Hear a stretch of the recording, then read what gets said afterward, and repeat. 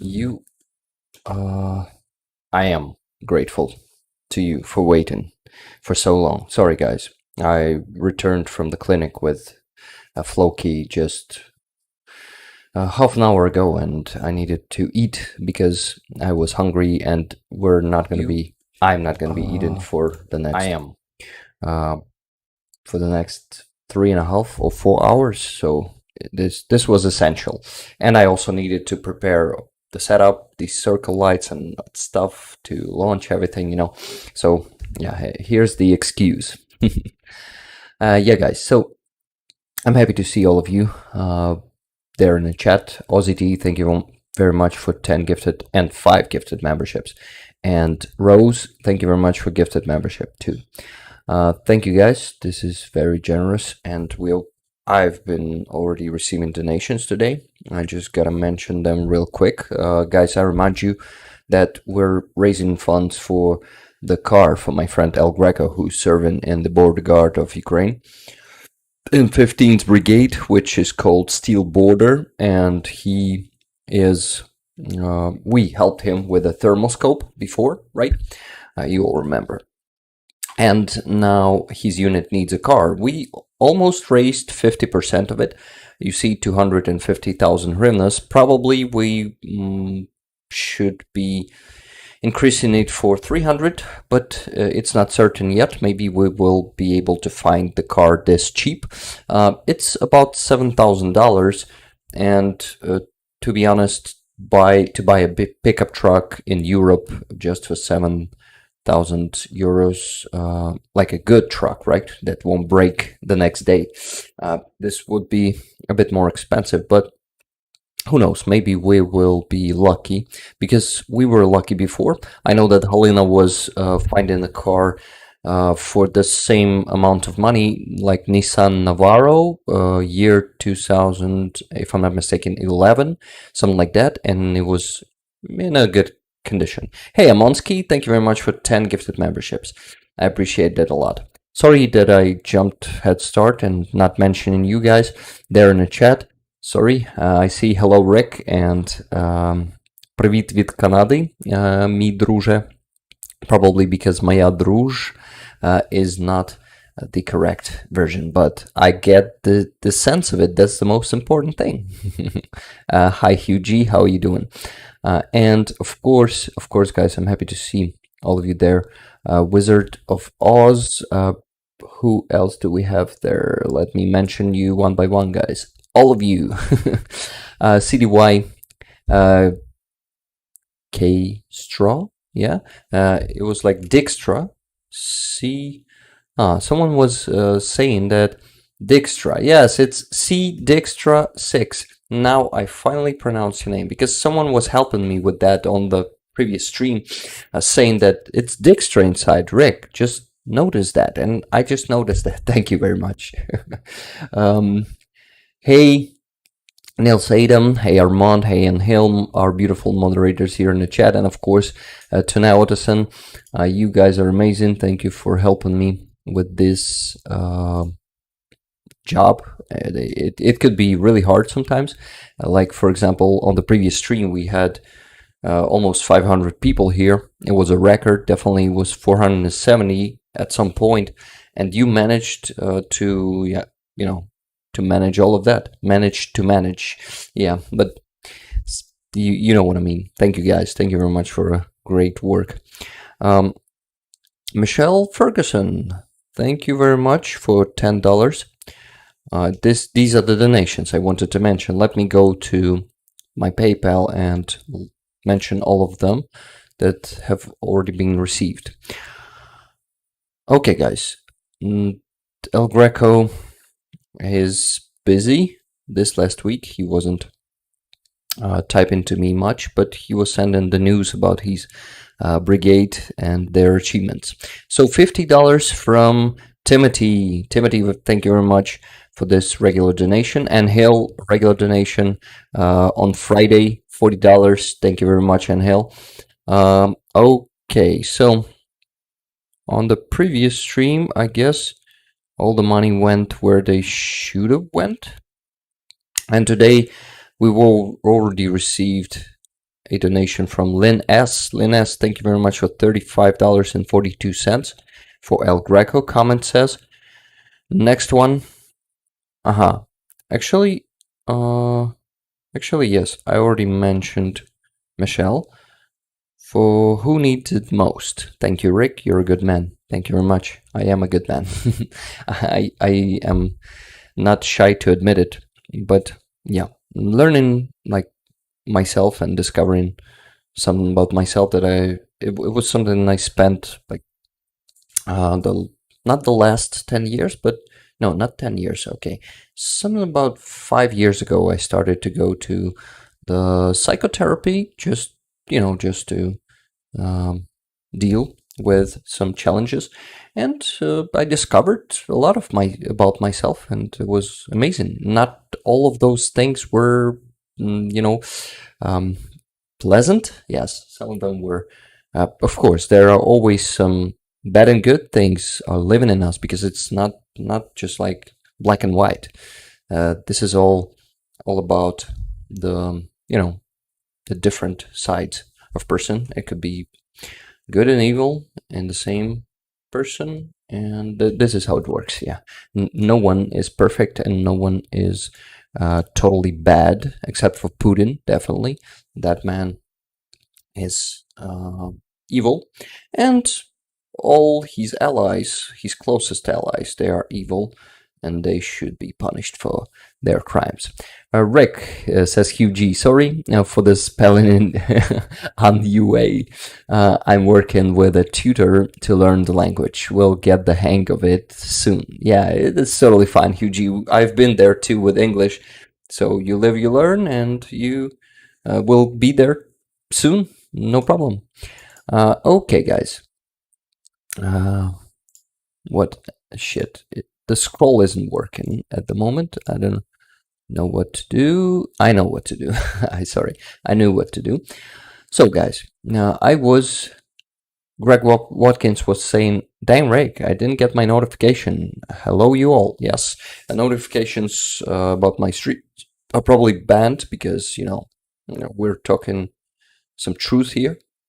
I don't doubt YouTube. They probably are standing by the truth. This is why they're blocking some propagandists, Russian, propagandists, and all those people, bad people. So, guys, I forgot to mention that if you didn't know, today we're going to be streaming together with Jonathan Pierce, who is the head and the star of the channel ATP Geopolitics. He is a pro-Ukrainian blogger who is doing us a great job bringing the news about this war to people around the world. And I know that for some of you guys, he is one of the main sources of information, like daily information. This is very important. This is something that I am not, capable of, which I cannot do.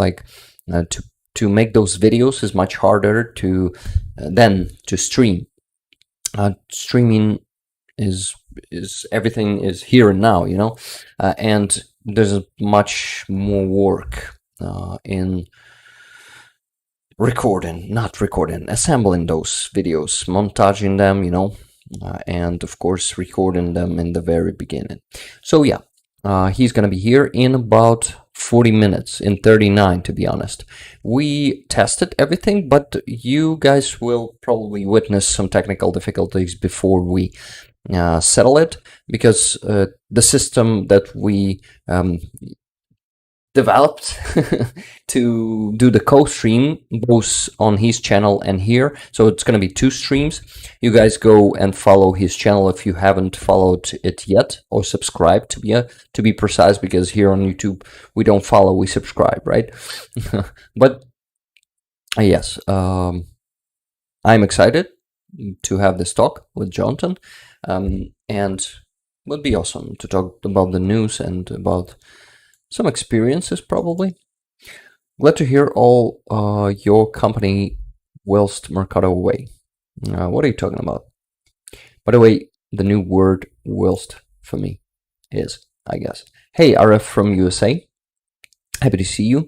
Guys, sorry that I'm not mentioning all of your names, but I will do my best to. Robert Harrington, Michelle Ferguson, Bobby Newman, Andreas Lach. Hi guys. Just Neela. I saw you there before the stream began. Thank you for being here and for staying here, guys. You're all very welcome, and I'm happy to see you. You know how it works. What about the likes? How much do we have? 93. Impressive, but we can definitely do 150 right now. If each of you will give the stream a like, we'll definitely get more. Right? Right. Okay, I'm talking like Metro Karpenko right now. He's asking the question and answering it himself. That guy. He is an amazing journalist. He has an intuition also. But he has his style that sometimes is not very like tolerable. But anyway, we don't need to be tolerable to Russians, right? Hello, Rick. Awesome job you're doing. Thank you very much, Rohaley. Guys, so I wanted to tell you that, as you know, we have the goal on each stream. It's about $1,000. And this stream, we have raised $135.42. So we're pretty far from the goal. I ask you to please donate if you have the ability or the wish to do it. This all will go to El Greco. On this stream, we don't have any other fundraisers. If you guys forgot who El Greco is, or maybe you didn't know yet if you're new here, so let's go to community page and see him. Here he is with his rifle and his thermal scope that you guys bought him. Great job. So here it is once again. So I'm reporting after every stream, I'm reporting how much we raised. You see on one of the previous streams we raised $491.38. Pretty awesome result. On the last stream we raised $1,114.04. Awesome result, guys. Yeah, here's Floki, by the way. If you missed this post, here is she in the McDonald's, how do you call this thing? Pack. Yeah, she's been, you know, how is it for cats there? Hiding there. Okay, so I wanted to tell you about El Greco and I wanted to show him to you. So here he is. But there somewhere we've been raising more money for his thermals. Has disconnected. Oh my god. So I guess the internet speed has been already becoming bad. Yeah, guys. So anyway, the page has refreshed and we gotta go there lower. Yes, here's El Greco, and here are 5 stocks that we were raising money for. And yeah, that's actually a video from El Greco thanking you if you haven't seen it yet. Even if you have had, let's watch it anyway. Just a brief update on my fundraising campaign. As you can see, thermal scope is already in service, is already in use. Користуємо пару полей. Слава Україні!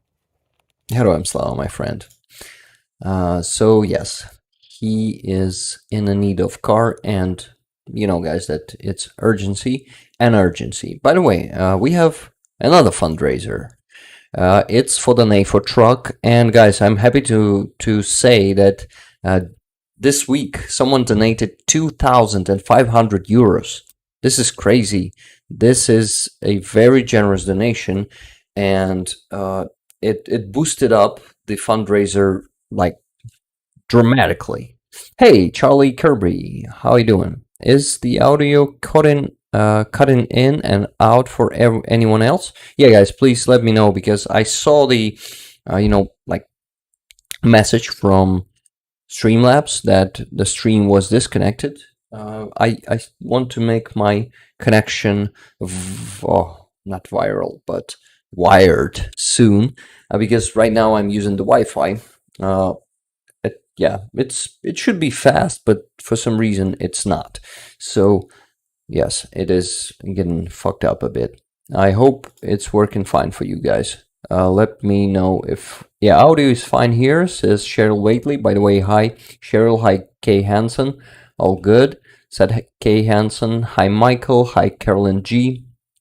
Guys, by the way, please... Hey, by the way, Jean, thank you very much for 10 gifted memberships. Thank you. It's very appreciated. NAFO Fund is much more now. Yeah, I know. This is why I opened the unrefreshed page from the previous stream, saved to whatever, to the buffer or to the cookies, right? And it was 4,740. Let's update it right now and see how much is it now. So there were more donations than just one for 2,500 euros. And you see, it's not updating. The internet speed sucks here at the moment. Okay, Jonathan is writing to me. Let me check. What does he say?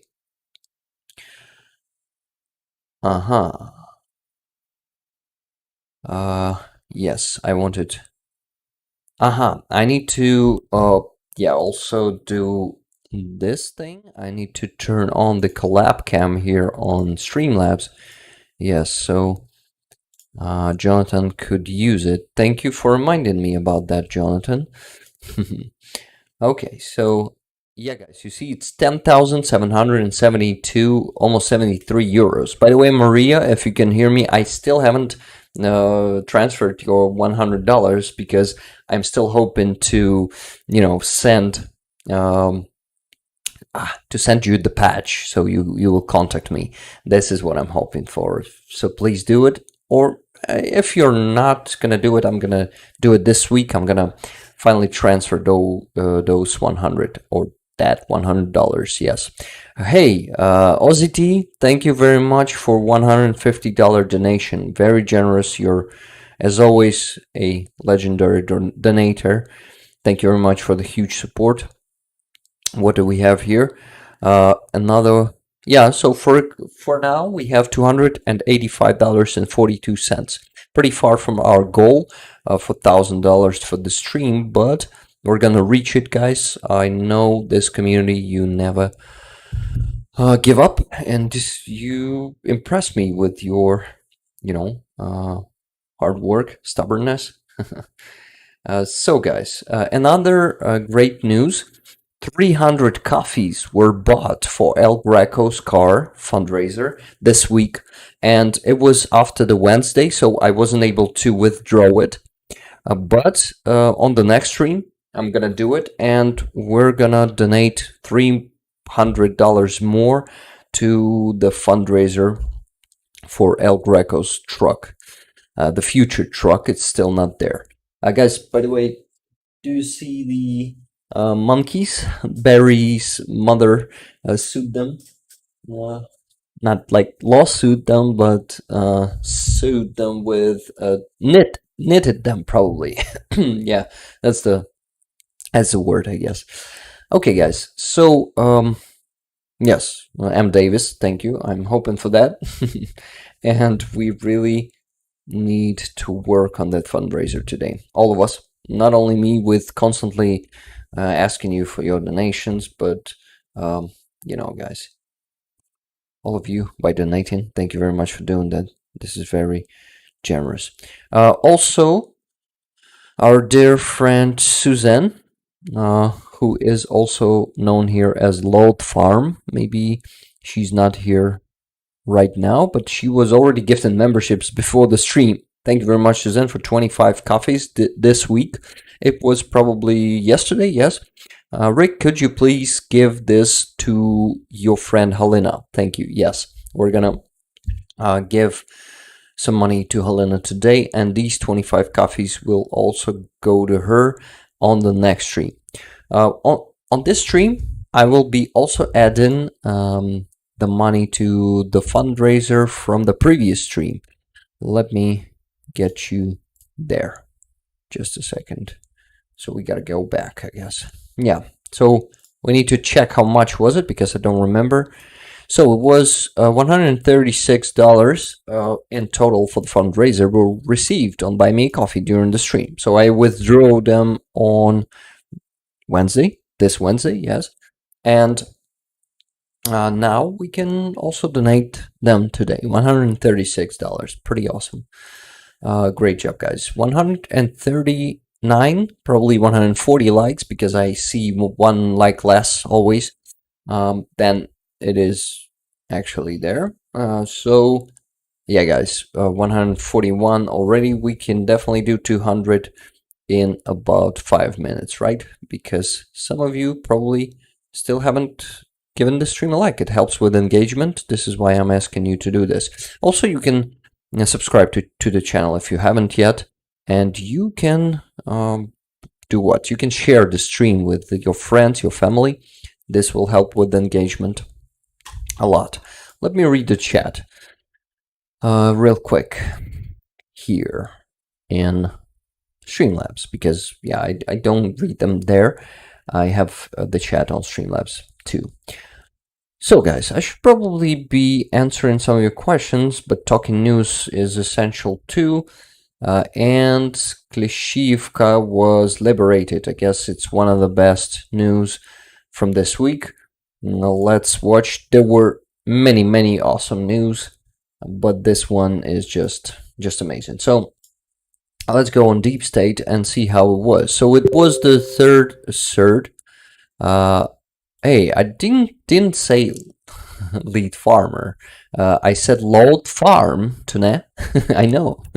Sorry that I'm reacting right away. If you didn't want me to say it out loud, but yes, I know that this is load farm. I've pronounced it like that. So yes, guys, thank you very much for becoming stingers there, Merzi. Yvonne Way, thank you guys. It is very appreciated. And Rick Sanchez, thank you for becoming a member again. So you're a member for 3 months already. Yvonne Way for 3 months. Merzi for 3 months. And Rose Ruhaley for 2 months. Great job, guys. Thank you. Karen L, hello, how you doing? I Jedi, hi. Hi, Surreal Taco. Hi, Paul Jensen. Yes, guys, by the way, about the donations, probably I forgot to mention that you can donate in 2 ways. First way is the link in the description of the stream. It's Monobank, it's our Ukrainian bank. But for some of you, it might not work. It doesn't work for all the countries and for all the banks in this world, of course. You can do what? You can yes, you can use the link, but if it won't work for you, you can use my PayPal. It's also there in the description, but it is being sent to the chat by our moderators, by our amazing moderators, time to time. Yes, if you scroll up, you will see some of them, but they will be appearing here every minute, I guess, because they are fast. Our moderators are fast. Hey, John Allen, welcome to Stinger. Welcome. Courtney Scott, member for 2 months. Thank you for becoming Stinger again, Courtney Scott. Guys, thank you for coming. I remind you that Jonathan will be joining us in about 24 minutes. And I remind you that we're raising funds for the car for my friend El Greco, who serves in 15th Brigade. We need to see him here on the stream. Hey, Silver Earth, thank you for calling people to buy me coffees. But this is one of the ways to donate, guys. Preferable PayPal is preferable, or the link itself, but you can also buy coffees. The problem is that Buy Me a Coffee takes up to 15% of these money. So yeah, I don't know how it works. They claim that they take 5%, but I see some of the donations are getting cut off like 15%. This is something odd, but yes, if you can't use PayPal and can use Buy Me a Coffee for some reason, you can send donations there. They will be withdrawn on Wednesday. I withdraw them every Wednesday, and then I donate them on the stream. And yes, today I'm gonna be donating all of this, all of the money you'll be sending to my PayPal right here on the stream in the Yando stream. I do it here. Everything is transparent. You see how money go there and how they are, adding up to the whole sum. Aussie T, thank you very much for another 10 gifted memberships. This is very appreciated and very generous of you. It's like 30 years for today, or 35th. Crazy. Thank you. Yeah, guys, so NAFO truck campaign. Let's talk a bit more about that. It is it works like that. When you donate, here are the rules, possible donations. You see, if you donate from 100 euros, you will get 1 patch. From 200 euros, 2 patches. From 300 euros, 3 patches, and so on. So the person who donated 2,500 euros are gonna receive 3 patches: Ukrainian unit, original patch, and the text on the vehicle. So this person will be probably put in the text there. No one came out and said that it was them. This is why I think it's going to be a surprise if they didn't forget to put this option. I mean, like to get back to NAFO 69 Sniffing Brigade and to make the order for the text on the vehicle. And it's going to be a country flag on the truck. I wonder who that was. Tuna, was it you? Because you are very generous and you... Ozzy, was it you? Who was it, guys? There's so many generous people here, so I cannot know who that was, but thank you. I am so grateful.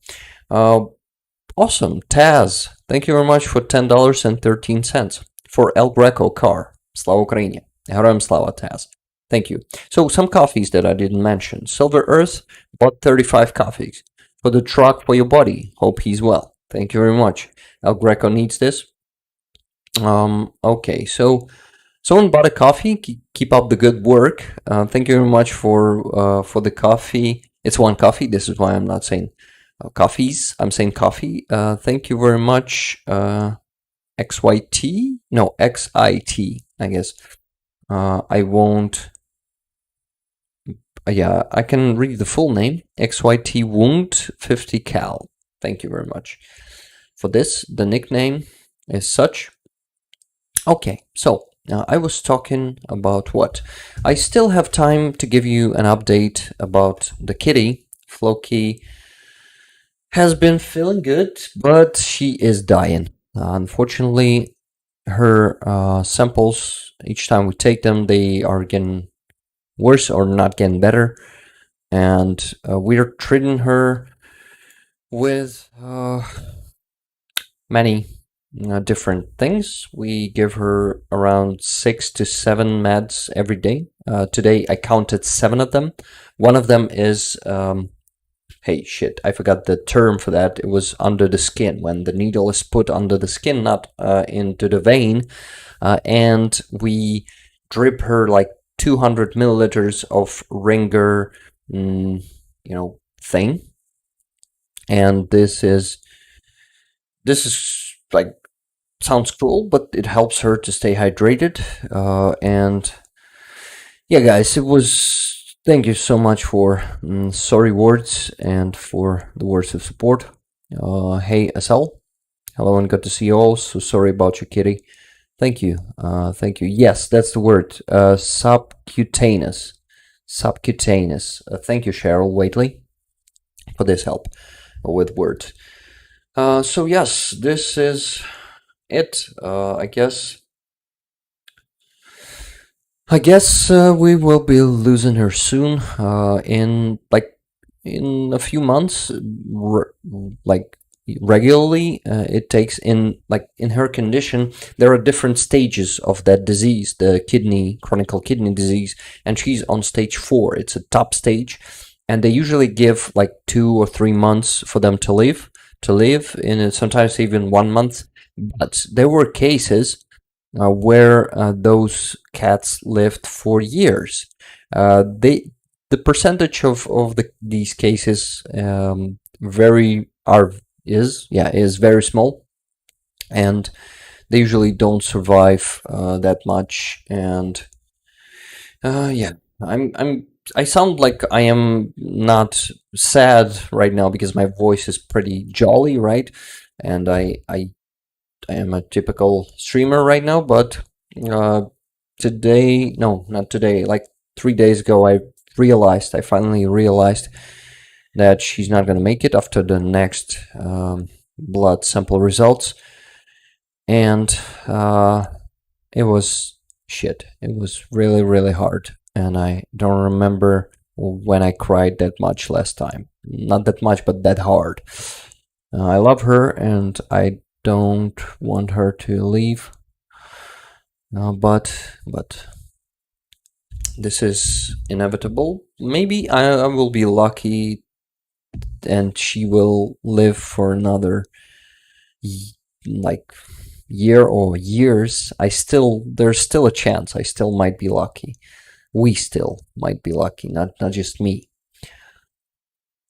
Because the whole family loves her, and this is gonna be a huge loss for us. Tuna says, "You have all my support, Rick. I feel so sad. Give her the best month ever, the last part of her life." Yeah, that's what I'm doing. We're actually giving her the best treatment, and it helps her. She feels good now. Like she has a great appetite. She is also happy running around, even fighting with the older cat, and it's a good sign. She has enough powers to do that, to fight the cat. Silver Earth, so sorry, dude. Yes, thank you, guys. I see all the messages. Sorry, guys, I just don't have time to react to all of them. Jonathan is gonna be here soon, and I want to inform you as much as possible. You have all, yes. We don't have much time, but I have your huge support, and I'm really grateful for that, guys. By the way, we are gonna be making it the best time for her, definitely. And when it comes to to the worst condition, like when she's gonna be feeling bad and doctors will say that there are no chances to make her life better, to make her feel less miserable, and then of course we're gonna I don't know how to say it, because the phrase putting her out of her misery doesn't sound correct. I think I need to use the term euthanasia, right? Is it the term? But yes, making me cry. I have out many fur babies, says M. Davies. And I see people are dropping off the stream when I'm talking about the soon death of a kitty, but that's the reality. We live in too much death here in Ukraine lately. But it is, yes, it doesn't have to do anything with a kitty. I just am saying that it's inevitable. We all die. We will all die someday. And it's just a part of our life, right? Death is like the finish is also a part of our life. So this is it. Listen to your cattle. She will let you know when it's time. Yeah, you're right. Thank you, Justnila. Gail Roberts, love hearing she's playful and happy. Yeah, she is right now. Silver Earth is saying I had to put my 20-year-old cat last year. Oh my god. So, for so long, he's been with you. And it's crazy. I cannot even imagine how you felt. This Furball has been with me for how many years? For 5 years, and oh my god, I love her so much, and I got so attached to her, but I guess probably in 20 years it's even harder to lose them, right? I guess I'm not mistaken in this. I want to. CZ is saying there is a beautiful poem called The Last Battle about the gift of euthanasia for a suffering pet. Yeah, I guess I understand that at some point it should be done, definitely, but my kitty is not suffering at the moment. She is pretty alive, and I'm just happy that she is, and I am gonna enjoy just as her as she is enjoying it, and I'm gonna enjoy these these last months with her, and I hope years, because there's a possibility that it still might be going for years. She's being alive and not suffering, of course, because it's not life when you're suffering like that. Put to sleep is a kind way of saying, says Iwan Way. Thank you, Iwan. We got to put her down just like the old yeller says, Confederate States of America. Got it, yeah. And there are many sad stories because cats don't live as long as desired, right? Unfortunately, they live only for 15 to 20 years maximum, and some of them even less. And they are not that treatable as humans are, right? Zhang says, I lost my American Bulldog when I was 13. It took me months to get over it. I'm sorry to hear it. Sucks so much. Yeah. It sucks so much. Amphibious One says, my Ursa is with end stage of cancer. The react button is covering the message with end stage cancer. I'm sorry to hear that, Amphibious One. Timothy says, age doesn't matter. It always takes your breath away. Mine is 18 and has a little spunk left. Sorry to hear that, Timothy. There are a lot of cat lovers and owners here in the chat, and I guess we have a cat community here. I'm sure that some of you also have dog guys, and I know that you have dogs, but all of those pets, they are adorable and they bring us so much love. So it's I won't be having another cat. I mean, like, getting the new one after Floki for some time, definitely, because it is so hard. And the pain must pass first.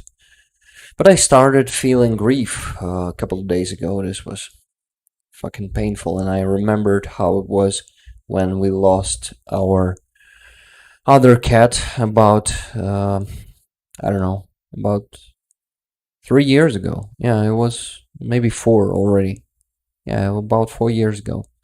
Almost 5. Wow, almost 5 years. But it was painful. Yes, guys, I wanted to show an amazing video of my cat, to show it to you. Just give me a second. I will find it and I will show it to you.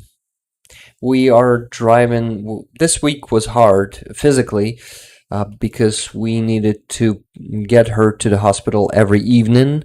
She was spending the night in the hospital under the infusion, under the dropper, and we took her home every morning. It was hard for all of us, especially for her, because she stayed there with many other animals, and they were screaming. Dogs were howling and woofing, and you guys know how it can be, how hard it can be. And some of them were injured. It's so hard to visit vet clinic for a month and a half every day. You see so many wounded animals, so many animals are suffering. It's been a hard couple of months, I must say. Yes. Sorry that I'm missing so many messages today, guys. Pamela, Jesse, hi everyone. Slava Ukraini, Heroям Slava, praying for Floki and you and your family, Rick. Thank you very much, Pamela. Anna says, I have 2 cats now. 11 months old has been my healer. Oh, that's cool. My 81 years old uncle had to put his 22-year-old cats, and he grieved. Oh, I cannot imagine probably how he grieved. And 22 years old is probably a record. I never heard about a cat that old. Wow, that's crazy. Yeah, it says the stream disconnected, so you're gonna be seeing me freezing and sound dropping off now, but it's gonna be okay in some time. Just a second. I am doing what? I'm checking, I'm entering the PayPal, and I wanted to mention more donations. So the donation from Taz I've already mentioned, but I wanted to say it again, $10 and 13 cents. Thank you very much. Joshua sent $20. Thank you very much, Joshua. Linda H sent $20. Thank you very much, Linda. This is very generous and appreciated. So we have $335.55. We're still pretty far from our goal, which is about $1,000. So we need to work on it more. And guys, remember, there are no small donations. If you are hesitating to send $1 because you think it's too small, it is not small because, guys, every donation helps, and together all those dollars are making tens and hundreds of dollars. So the more of you will send that dollar, the faster we'll get to the goal. Thank you very much for all the donations you've already sent and to all the donations to come. I'm very grateful. So we are on 67% on NAFO truck. This one could be closed in a couple of weeks already. I ask you guys if you want the patch to send some hundreds, right? Because these are the rules. But if you're okay with sending $1 or $2 or 10 or 5, it doesn't matter. This will help too because they are not only for patches. I mean, this fundraiser could be also finished with any donation, you know. And Love Farm, have I forgot to thank you for 5 gifted memberships? If I forgot to, then thank you very much. I'll sent. One of them was sent. It's pretty awesome, and you will see the second cat also. So let's check it out. Let us check it out. Yes, here it is. The second one is probably not loaded yet, but this one is loaded. And will you work? Oh my god, internet speed, please don't let me down like this. My god. This is so bad today. The speed is just horrible. Yeah, you see it's not loading up.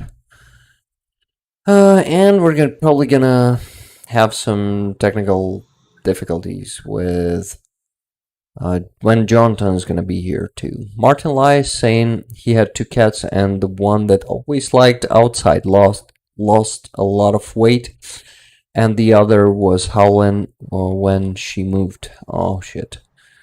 This is so... ATP Geopolitics just sent out his notification. Shell Waitley asked. Yeah, 2 streams are gonna be happening at the same time. Yeah, here's a video. Let's watch it.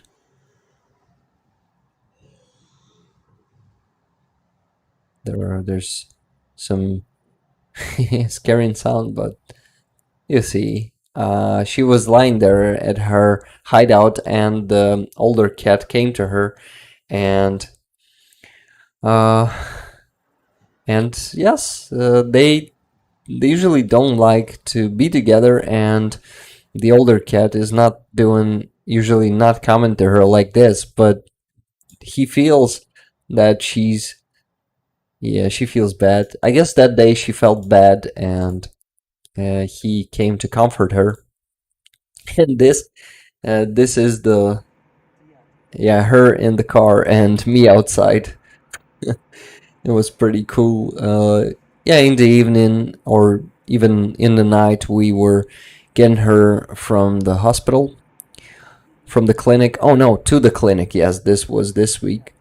And yes, she was looking to me when I went out and was coming back. She came there to the window. By the way, Jonathan is already joining us, and I'm having some issues. Let me check. Jonathan, test. We don't even hear Jonathan at the moment. Before, let me see if it's gonna work. Guys, by the way, am I interrupting? Is it dropping off? Yeah, guys, thank you for the tips. That is why not so many people leave, then come back. Got it. Got it. Not playing here. I remember TV in the old days. Technical difficulties. Please stand. And is dropping off. So please wait for 3 to. Okay, better. Yes. You're clear. How are you? Better. Welcome everyone. Jonathan's here. Yeah, but we can hear you. Can't hear Jonathan. Yes, I guess I need to restart my router.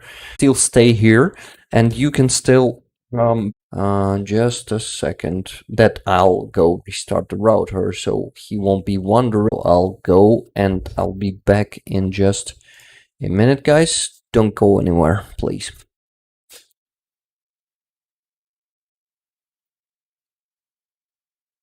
Reset?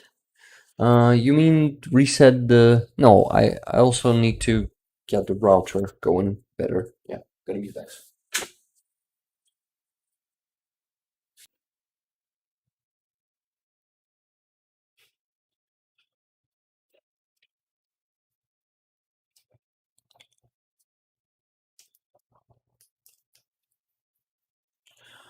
Okay, guys, I see it's reconnected pretty fast, right?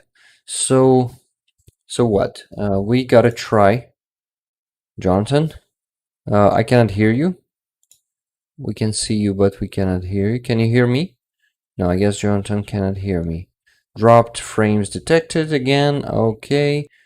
Yeah, but it's better. I think it's working better, right? We cannot hear Jonathan anyway. So should I press end stream button and go live again? Yeah, I'll try to do it too. Okay, I have restarted the stream once again. Can you guys hear me now? Is it working? All good now, you say, guys, but we cannot hear Jonathan. Yes, it works, but I need to join him there. Yes, I guess I know what could be the problem. So just give me a minute or two. Oh, by the way, I see the great news from Deep State. The defense forces of Ukraine just liberated Klishivka. It's officially confirmed. Yes, amazing. And I cannot connect to Jonathan for some reason. Just give me another 5 minutes. Takes too much time. Okay, Jonathan, I cannot hear you. Check. Yes, collab cam for some reason. Yeah, I guess Jonathan muted himself there on his side. So Rick, check. can you hear me? Yes. Now I can hear you, Jonathan. Are you having an issue jumping on my link? Yes, I'm having it now. Oh no, now it's working. Sorry, I had to restart the router so I could do anything or something. Yes. Are we losing Jonathan again? Is it? Yeah, Jonathan was muted. We heard him, but he is muted again now. Okay, but I'm joining him there. You're in the show, it says. Yes, awesome. Loading up. It works. Almost. Oh, we're almost there. Almost there. Jonathan. Jonathan, can you hear me? Can you just like shortly bow if you hear me? Okay. Oh, I'm here. Awesome. Awesome. Am I on your show, Jonathan? I can hear you. Yes. I need to. Yes. Yes, we did it. I need to mute it here, and you need to unmute yourself now on the Streamlabs. We cannot hear it there through the Streamlabs. Yep. Okay. Can you hear me? Check. Can you hear me now, mate? Yes. It works. It works. You're on my stream. We have the sound. Yeah, it works. Cool. Yeah. Excellent. And excellent. Yes, amazing. We Brilliant. did it. I think your internet connection might be struggling. Yeah, it is. It is definitely. I'm just using the Wi-Fi, and I need to make some works to drill the wall to get the cable here. So I'm delaying this, and I see that I finally need to do this. I finally need to get the wire into this room because there are no other ways. Good on you. So, Jonathan. Well, that's brilliant that we're finally here. Yeah. There might be a bit of delay. I was just wanting to see, did you want to introduce yourself to my viewers? Most of them will know you, but just give us an idea of who you are, where you're from. Yeah. I can shortly tell your viewers about myself. We can definitely do this. So, I'm Rick. It's actually my real name, my short name. It's not Ukrainian, but when you say, when you shorten the Ukrainian name Yaroslav to Yarik, we have such a short version. Then you shorten it one more time, getting Ya away. So it is Rick, after all. So there are some Ricks here in Ukraine, other Ricks. So yes, I am. I'm doing Excellent. what? And Karen. Yes. Yeah. I sorry that I didn't let you give you the chance to ask me a question, but I just wanted to continue myself. So I had many jobs, and I still have a primary job. I'm doing it as a hobby, but I'm dreaming of becoming like a professional streamer and blogger, and also translator. And I'm dubbing the interviews made by Ukrainian journalists Volodymyr Zolkin and Dmytro Karpenko with Russian prisoners of war here in Ukrainian captivity. I'm dubbing them into English for you guys to see who they are, those Russians, and to understand more. I was watching those interviews about a year ago, and I liked them so much. I've seen that this content is very valuable, and I decided to dub one of them into English. I wasn't ever doing any dubbing before. This was the new experience. It was my first time. It took a couple of months, but I've dubbed one that lasted only for 35 minutes. And yeah, it took a long time. The process is hard on the stage of making subs. It's really hard to make good subs for the video, to be honest. Translate everything and put everything at its place, and then to dub it is easier, but still takes some time too. But this content you can find on my page, and You can also subscribe if you want, but it's totally fine if you just watch those videos, because it's the most important thing. But also, what we also do here in this channel with my community, we raise funds on every stream for the armed forces of Ukraine. We, for example, right now are raising money for the car, for the pickup truck, for my friend, my dear friend, El Greco. It's his call sign. He is actually the Ukrainian ethnic Greek, and he serves in Border Guard of Ukraine. He is in 15th Brigade, which is called the Steel Border. Have you heard of this one, Jonathan? No. It's one of those assault, the Guard of Assault. Remember 8 brigades that were forming about half a year ago? Yeah. So it's one of them. the assault brigades, as I understand them, are when these kind of vanguard, when the offensive brigades. Yeah. Were you talking about the offensive brigades? Yes. So the assault brigades go in and they do their sort of vanguard attacking at the front and then taking over the towns, and then the offensive brigades, or the offensive guards, are supposed to then come in and sort of clear out the maybe some remnants, take out the booby traps and mines and whatnot, and as I understand it, then make these places safe and help get the administration of liberated towns back online. And so we haven't really seen them yet, because the Ukrainians haven't taken any kind of big places. They've just kind of taken small villages here and there, and haven't needed, as far as I understand it, the offensive guard to come in any large way yet. But is that correct, how I understand it? No, they are actually the one of the assault brigades who charge first, and Right, okay. yeah, but we actually don't have like the term for some offensive brigades. Defensive brigades who must stand somewhere and defend.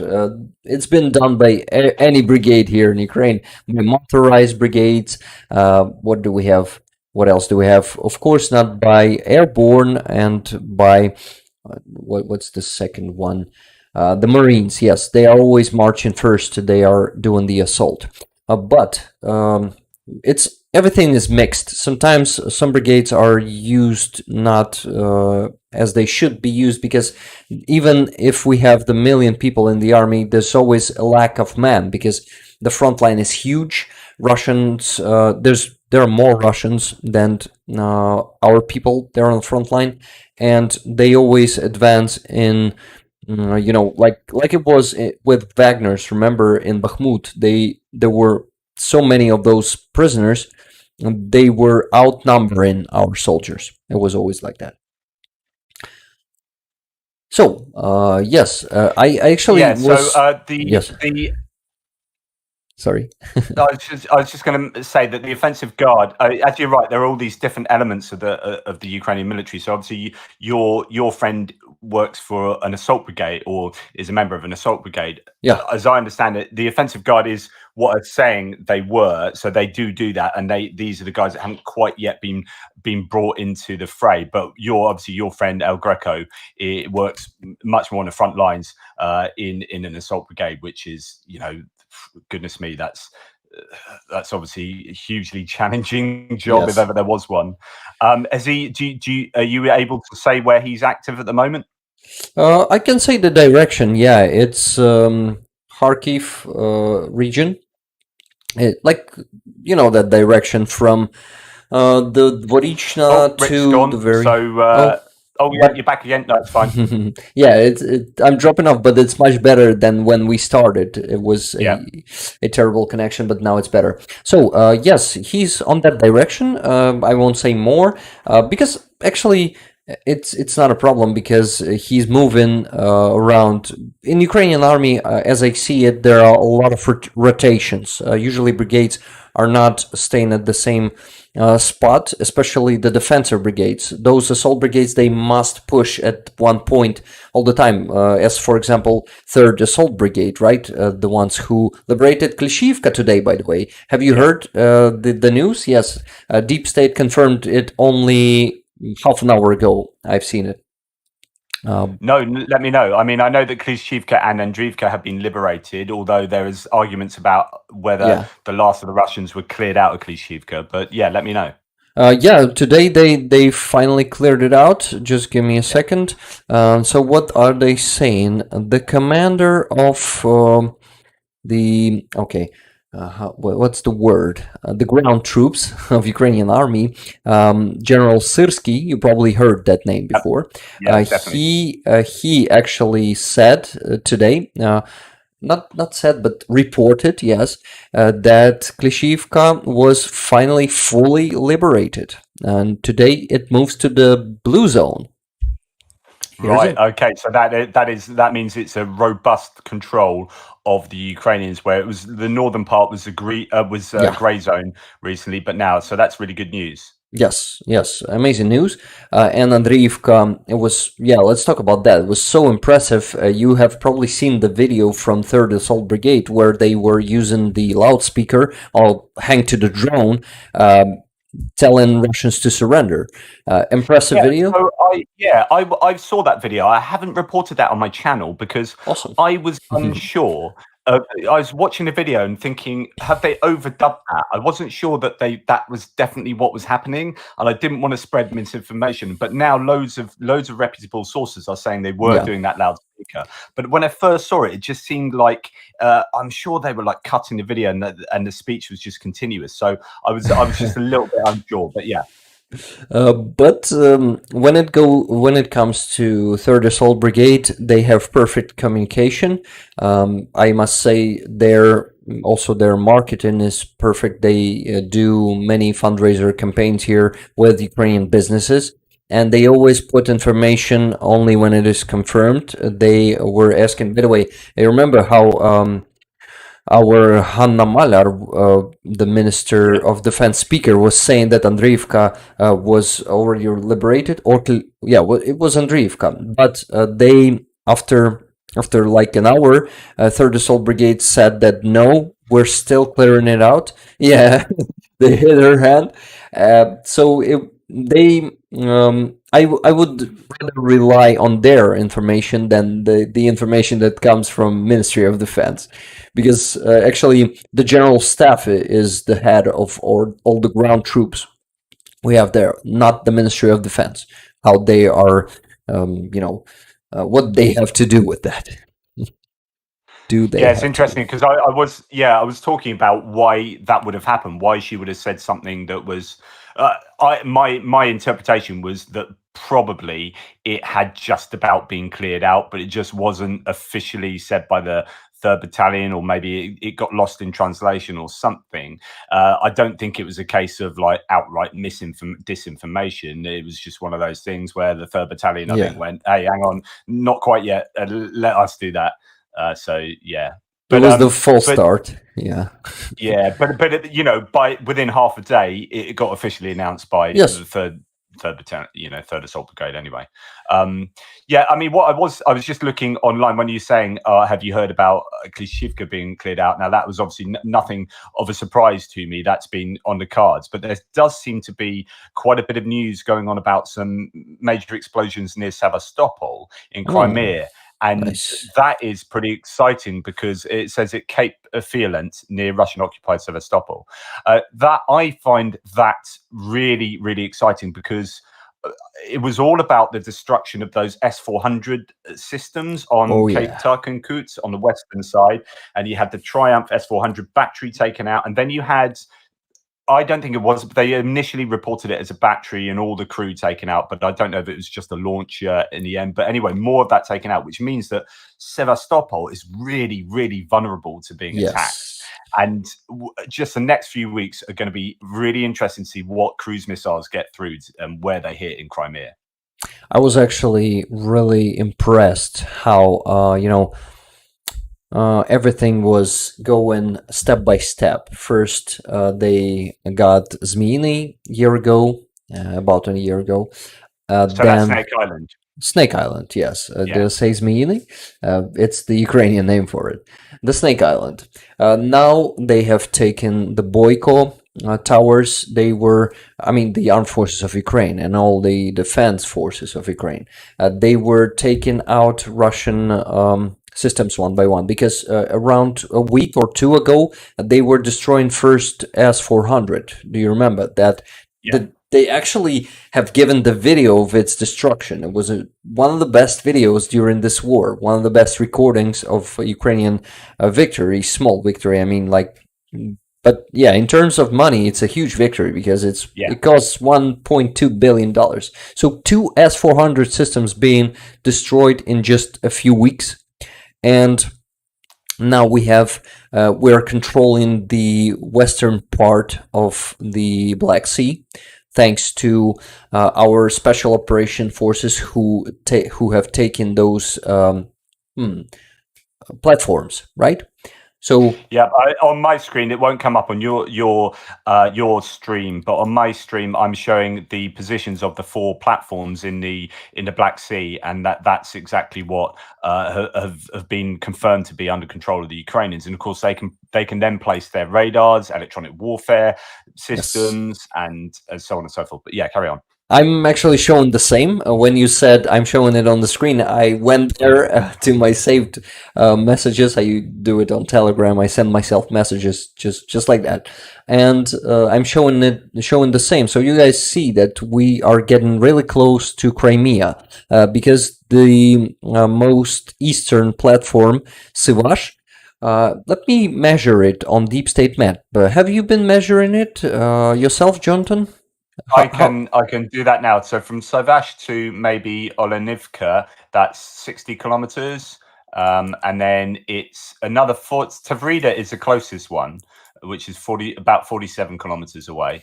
Oh wow, yeah, the one's about 40 kilometers away. That's crazy. Yeah. It's so close. I thought Tavrida was on fire until recently, but maybe I was wrong, because I've seen the Ukrainians produce footage of them on board it, but on the platform. But this is really important for being able to do activity into Crimea, and I think I was expecting the counteroffensive, and I think most Ukrainians probably were as well, and analysts in the West, expecting the counteroffensive to be not more successful. I mean, to have advanced more quickly than it has, right? Yes. And the idea was to get, I think, towards Crimea in the north. So, Perekopsk, Henichesk, all these kind of areas. Approach that, and then hammer Crimea with like HIMARS and whatnot. But I think with cruise missiles, and if they get ATACMS, you don't even need to move from the front lines of where you are. Like, Crimea is becoming untenable for the Russians to keep. Like, if the port of Sevastopol can't protect the Black Sea fleet, then Crimea is useless for the Russians. Yes, you're totally right, and that's what we're already doing, because this week Storm Shadows and Scalp missiles were launched at 2 Russian ships, 1 submarine and 1 big landing ship, and they, I guess, were destroyed, severely damaged, totally. But seeing the footage of that ship, we can actually be showing that video on our streams on the screen, right? Let's do it. If you want to, if you get one. I mean, if you have one. Yeah, I'll have a look at for which one. So the images of the boats being taken out, the landing ship and the submarine. Actually there was one video where the landing ship was filmed closely. A short one, only 14 seconds, but I'm sure you've seen that one. It was pretty widespread. I'm showing it now, so it is. You see, guys, it burned out. It won't swim anywhere. It won't go anywhere anymore. Definitely, and judging by the satellite images of those 2, submarine it has like a huge hole in it now, because let me find it real quick. It's been here somewhere. And there also the landing ship was on fire, like several days later, still on fire, and was being still, put out with tugboats firing water onto it. So it is gone. That landing ship is no more. And they've hit Yeah. a number of landing ships, which will affect their ability to logistically supply troops, perhaps from the sea. So this is again another example of the Ukrainians really hammering Russian logistics and Yes. causing them to have a lot of problems going forward in how they do their warfare. Yeah, you're right. I want to make a quick pause to thank everyone for gifted memberships. Ken Pedersen, thank you for 20, and Aussie T, I saw 10 gifted memberships from you. 10 more, Aussie T and Ken Pedersen, thank you very much. And all guys who of you have gifted those memberships before, I am really grateful to you too. Also, I wanted to mention 2 donations that we received for El Greco truck today. $5.06 from Lori from Finland, hello, from Ukraine. Andreas Lach sent $5. Thank you very much. Another small one, but it comes from the heart. Yes, there are no small donations. Remember that, because when they are some, I'm also gonna say it to you too that yeah. Tell me. Yeah, just to add to that, I mean, the link to your donation is in my description below. So if anyone wants to help Rick the Ukrainian to his fundraising for that truck for El Greco, you can just follow the link in my description and help Rick out. Actually, I need to specify that there's another truck. El Greco's truck has been. It has the other link, and I need to send it to you too. Sorry for the misinformation, but we need to raise for both of them. I was just thinking to send you this link first, and if you're okay to put the second link, because the truck for El Greco is being raised in Monobank here, and it has the Ukrainian account, and this NATO truck has the Estonian account, as we work together with 69 Sniffin Brigade, as they are an Estonian organization. And your picture dropped off, but can you say something, Jonathan? You're just really breaking up. You're really breaking up. So I just was trying to understand what you're saying. But yeah, okay. Yeah, send me the link and I'll put it in the live chat. Thank you very much. Then I'll repeat it quickly that... Yes. That's Rick. Go on for the time being. Oh, he's back. So, Rick, would you mind if I... Because you are from... I mean, you were sort of talking about where you're... what your background is. You're still working. You're trying to get on board with doing these translations. And that's hard work and you need more time to do that. But you told me previously when we spoke that you're from the Donbass. Yeah, the Donbass is a really interesting... area as well as Crimea, but I think more so than Crimea. I think Crimea, you've got this place where the Russians shipped in a load of Russians back from the Russian Federation over the last sort of 10 years to try and make that a more Russian place. And meanwhile, lots of pro-Ukrainian Ukrainians left Crimea because of the annexation. But the Donbass, I think, that has a slightly different feel. And one of my worries, or one of my kind of open questions that I don't really know the answer to, is what does Ukraine do with the Donbass after Ukraine win the war, right? So assuming Ukraine are going to prevail in this war, they have a really difficult time with having a really large area with a lot of pro-Russian sentiment. So a couple of questions. What do you do with that? How do you know any people that are still living there, and how do they feel? Are they pro-Russian, pro-Ukrainian? If they're pro-Ukrainian, what do they do with themselves? And the third question is, are most of the people there genuinely pro-Russian still now? Many questions, I must say. Yeah. Let me begin with the one that what should Ukraine do? No, this one should go last. I guess we gotta start with the one that how many pro-Ukrainian still are there. Yes, so a lot, I must say. We cannot even imagine, because they need to stay silent. They need to keep their heads down. They need to be silent, because if you are saying there to people that you are pro-Ukrainian, you could be just sent to one of their basements, as they call them. They will torture you there, and you will end up probably in some those Storm Z battalions, where they will just drop you to the front line as a cannon fodder. but probably just will torture you to death in one of their filtration camps. They have one in Donetsk, in the former plant. It's been called isolation. Yeah, was it alike to the filtration camp? No, no, no, that was such a bad time. So someone's just done a donation to the channel. Smith's just done a lovely donation to the channel. And I was like, yeah, thanks. Meanwhile, you're talking about horrific filtration camps, and that's just the worst time. I'm so, I'm so sorry. No, it's totally fine. I do the same. When my co-host or the guest speaks, it becomes I read the chat meanwhile, just as you do, and it always like that. Yeah, people are talking about horrible things, so I totally understand you, Jonathan. I do the same, and I like am smiling because I saw some supportive message in the chat. So pro-Ukrainian people. There's a lot of them there. There was actually a documentary made by one of the Russian so-called opposition who is still in Russia, who went to Mariupol and who have spoken to pro-Ukrainian people there. They were hiding their faces, their voices were changed. They were telling that they are here, they need to keep it low, but they are waiting for Ukraine.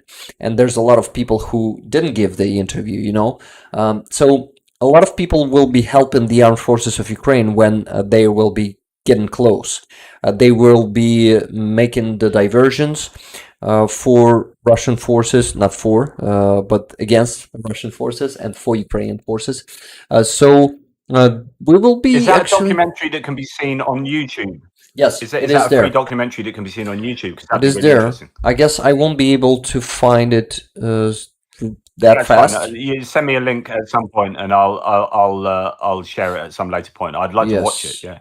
Yes, that documentary. So that's to say that there are lots of pro-Ukrainians still in the Donbass region, but they have to stay silent for fear of, retribution and reprimand from the Russian forces. Yes. But then there are obviously still I know we still haven't answered the other questions, but I also wonder whether there are traditionally pro-Russian Ukrainians in the Donbass who have gone, actually, like, I've seen stuff that really sucks, right? And I've actually changed my opinion. So I will actually maybe clear something out. We need to divide the category of pro-Russian people and people who were pro-nothing, because there were a lot of people who just wanted to live their lives and they didn't care who will be at power. And those people, unfortunately, leaned to Russia because for 9 years they had nothing but Russian propaganda. It was on their television, and but it's not all of them, of course. Some people who were neutral, they stayed neutral, but a lot of them had been brainwashed. I see it. I know some people like that. Some people stayed just the same, but I mean, with their same position of no citizen. They actually don't have that. Some people there in Donbass, I've noticed that stuff. They have it left from Soviet Union, like a Soviet citizen or a citizen of. They actually, Soviet Union made a great job erasing the ethnicity, erasing the citizenship of people. They were calling them all Soviet people, and when Soviet Union broke out, or you know what I mean. Probably not that word, but when it went to history, fortunately, those people didn't know who they are. Most of them even said that they are not Russians, but they are also not Ukrainians. And Russia was able to brainwash some of them to let you unfortunately you've broken up big time there. Can you hear me now? Yeah, I can hear you now. Yeah, yeah. Is it getting better? So, what was the last thing you've heard from me? So they were. Oh, you've gone now. Ah, technology. Um, I'm going to add something myself. I don't know if you can hear me, but I had on I my hear other you. channel, I've got a philosophical channel, and I had a guest on who to talk about flags, vexillology, it's called, and he was talking to me about flags, and he said that not Russia, Soviet Union is really interesting. So when they were in the Soviet Union, all the different republics had their own flag, but it was all a variation of the kind of Soviet, USSR flag. So every flag had a hammer and sickle in the corner, and it was just they were all like just different versions of the same thing. And as soon as like 1991 came and you had the dissolution of the Soviet Union, suddenly everyone had their own flags, and there's all this individualism that went on, and it was like this outpouring of their own identity and citizenship that had been like repressed for all that time, which is kind of what you were speaking to there. Like they do a really good job. The Soviet Union did a good job, not morally good, Yes. but like an effective job of wiping out people's identity to keep them, within the communist kind of like Soviet Union. But actually, people love having their identity and love having their own kind of culture and ethnicity. Yes, the problem is, and I just thought that I must mention that 2 million, around 2 million people left Donbass to Ukraine. And some people left to Russia when it all began in 2014, and in the next years they were leaving, from 2014 until 2022 and further. People were leaving, and those Ukrainian people who thought themselves Ukrainians, most of them left because it was unbearable to live there. I have my own experience because I lived in that occupation for 5 years almost, 4.5, and there in Makiivka. Makiivka is the neighbor city of Donetsk. It is really close. They are actually forming together a huge town, not town but city. Yes. So those two cities I lived at, they're in occupation, and I must say that eventually you cannot stay there anymore. You feel like there's no future for you in there. There's no truth, of course, no rights, no human rights, because it's always just repression, always getting you off your rights because you cannot travel anywhere. You have the constant curfew for years. It's been, we should stay at home. We should come home until 10 and stay there until, I guess, 5 or 6 a.m. People in masks could enter the restaurant where you were sitting, and they could just stop the music and make you show them your documents. I hope I'm not interrupting there. Am I? No, that's really interesting. I mean, it's fascinating to have your experiences of living under, Russian control in that period from 2014 onwards. It's fascinating, and to get a sense of what people still think. So please carry on. Yeah. A lot of people are still pro-Ukrainian, and before 2022, you could actually say it to not to strangers, but to your friends. You probably won't be, how is it? Shit, I forgot the phrase. When you give someone to authorities for their views, how do you call this? Yeah, well, the slang is that is shopped. You won't be shopped. Yes, by, you won't by be shopped shopped by someone. But yeah, but there's a better phrase than that. But yeah, I understand what you're saying. Yeah. Yeah, that's you see, it's everywhere. There's agitation, that pro-Russian agitation, that stupid agitation. They took the banners from oh my god, from 1945 or even before that.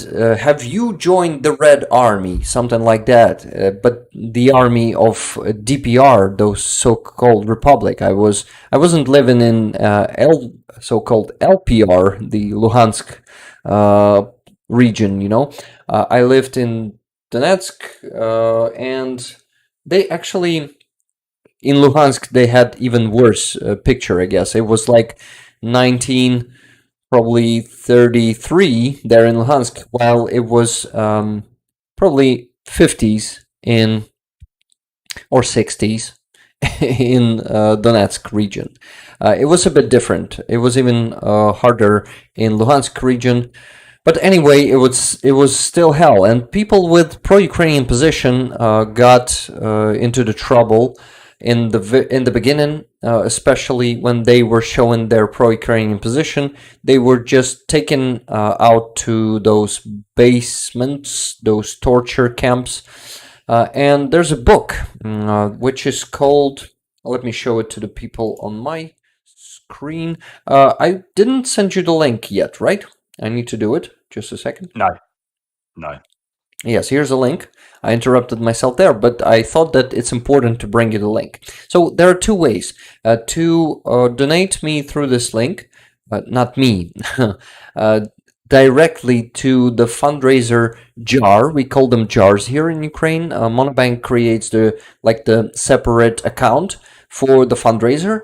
And you can actually put the progress bar of this fundraiser on your stream. I have this progress bar on my stream. So if you guys from Jonathan's stream will visit my stream, which is also going on my channel. This is simultaneously two streams going. You can see the progress bar of this fundraiser. And in the end of each stream, I take the money that have been sent to my PayPal and donate them right on the stream. I show everything, and the progress bar is updating. Money are going into account. So I've also sent you my PayPal email in case people are using PayPal and it's going to be working for them better than Monobank link. Monobank link is the jar itself. When you open it, you see. Have you opened it yourself, Jonathan? I wonder. No, not. You just sent that to me. So yeah, I've got it. Oh, sorry, I've my screen. Yeah, so people can see that. Yes, you see like the jar itself and some text: car for El Greco, pickup truck for El Greco group from the 15th Mobile Border Guard Brigade, still border. Yes, so it's all done through this link, and I use it myself in the end of the stream. Sorry, it's a bit of a minefield for people to. Sorry, you were breaking up loads there.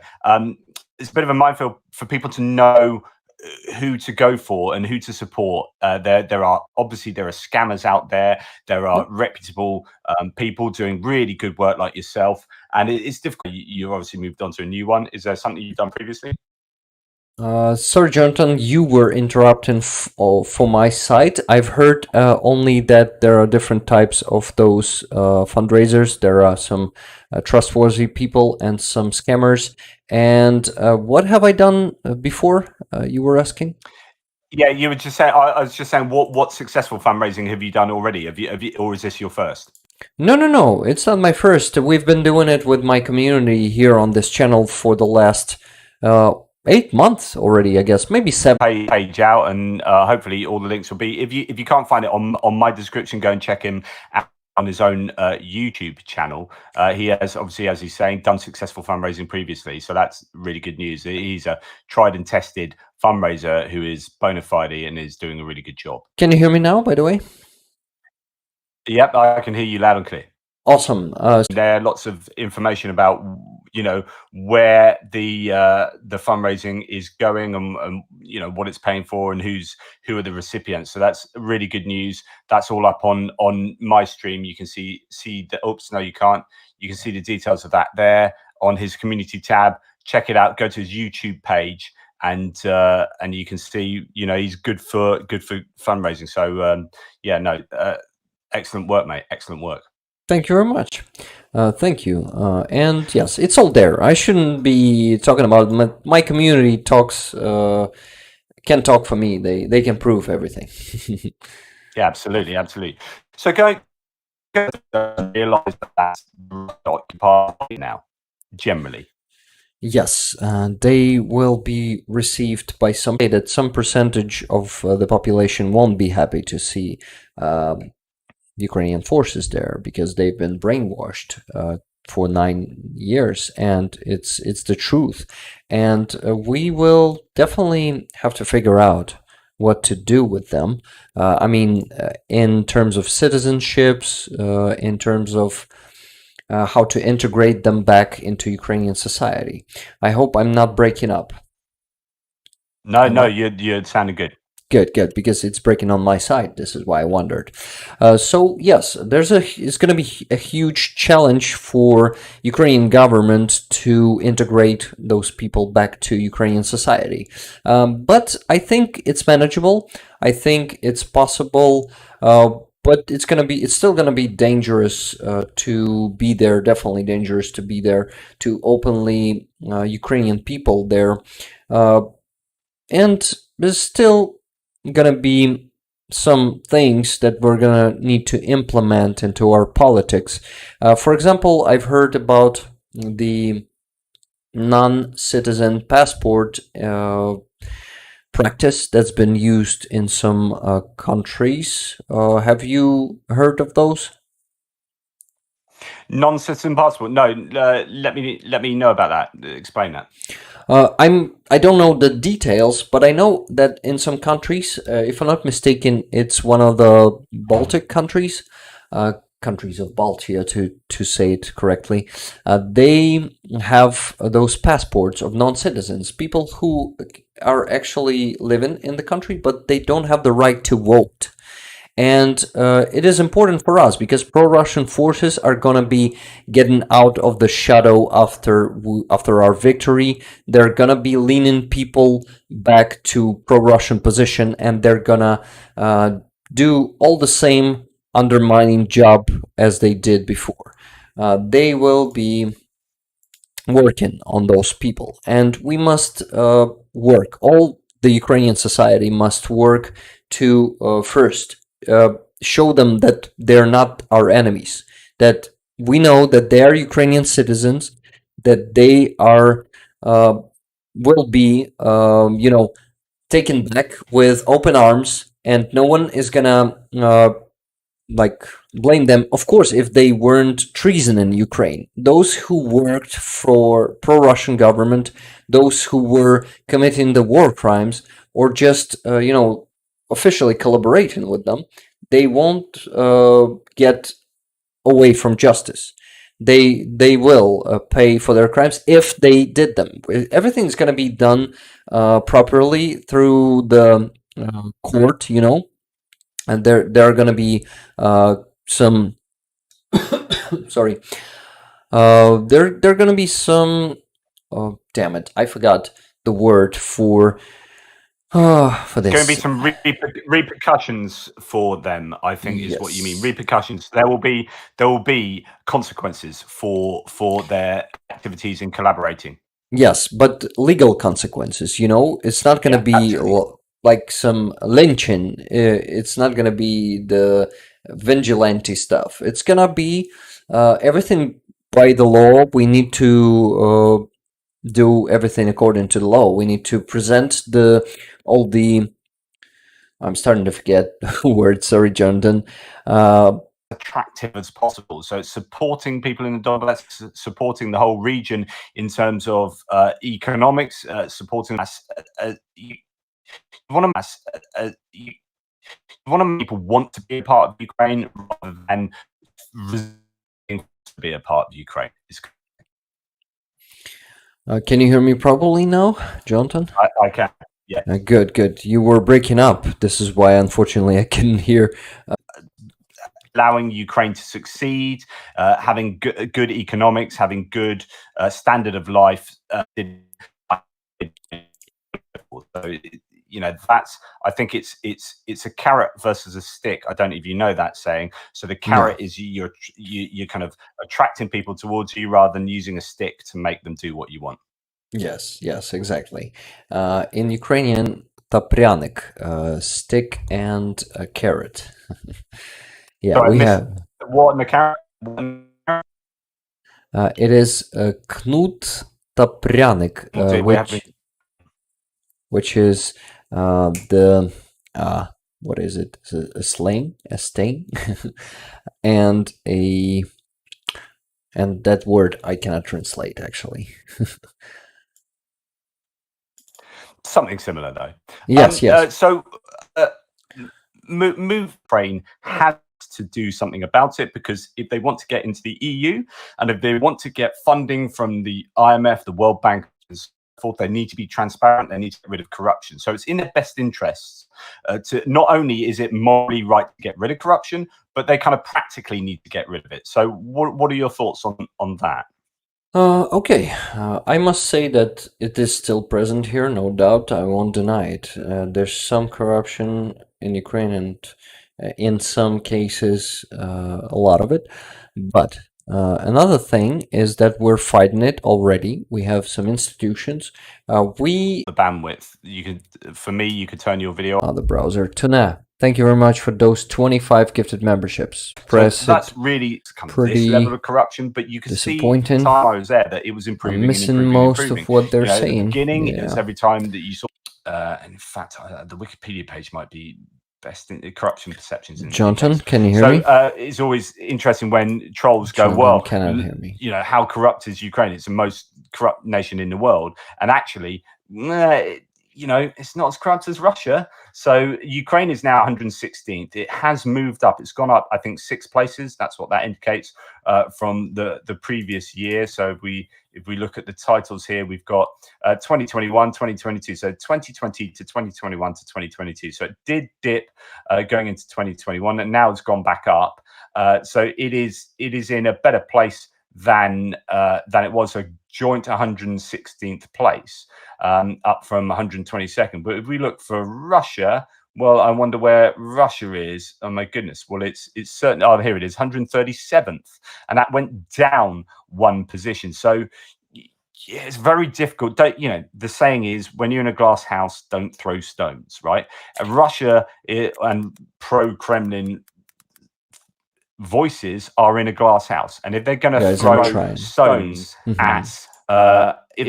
stones at Ukraine, then they need to be kind of wary about that, because they're from the point of view of corruption, they're in a much or somewhat worse place than Ukraine, and they're going in the wrong direction. So Ukraine has the aspirations to be this this transparent and uncorrupt place. I'm back. Check. Yep. I can hear you loud and clear, mate. And awesome. Russia are not in that position, and are going in the wrong direction. So that's at least one good thing. But anyway, from your point of view, Rick, what do you think about corruption in Ukraine? You were saying that it is there, and there are certain areas it's particularly bad, but I guess you were leaning towards it is improving. Yes. First of all, I wanted to say that I am. I have finally fixed my connection. I guess it works fine on both sides. You sound a lot better. Yes, at least for now. Let's hope it will last. So I wanted to say that corruption here is, of course, big, but it's a huge exaggeration that Ukraine is the most corrupt country in the world. It is total bullshit and Russian propaganda, and they're using this narrative constantly to play against us and to divide us with our partners, with our allies. And I will say next that we, Ukrainian citizens, conscious Ukrainian citizens, we are trying to stop that. We are pushing our government pretty hard so they would not,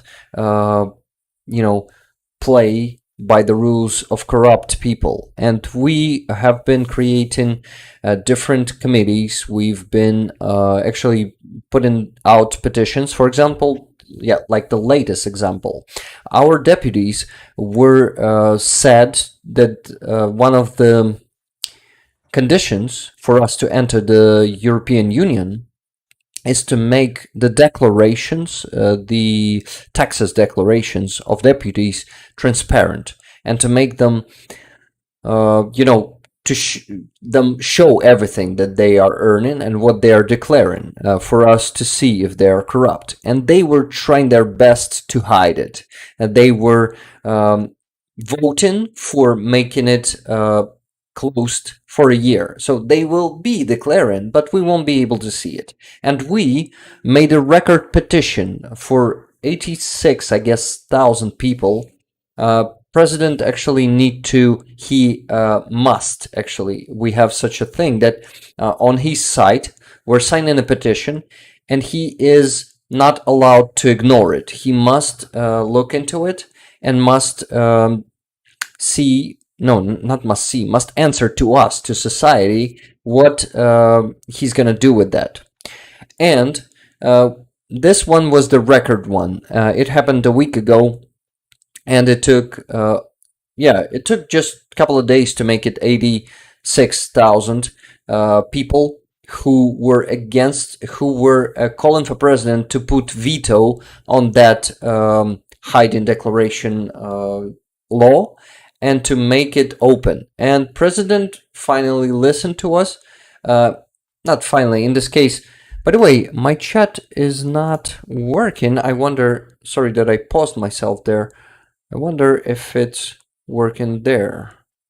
You're coming through loud and clear for me, but you're absolutely right. So we have a similar thing in the UK, whereby if there's a certain threat, is it 100,000? I think there's a threshold that if you get 100,000 signatures on some kind of petition, then it has to be discussed in the House of Commons. So they have to discuss it. It's 25,000 here. Yeah, right. So it's a lower threshold, but that's really good.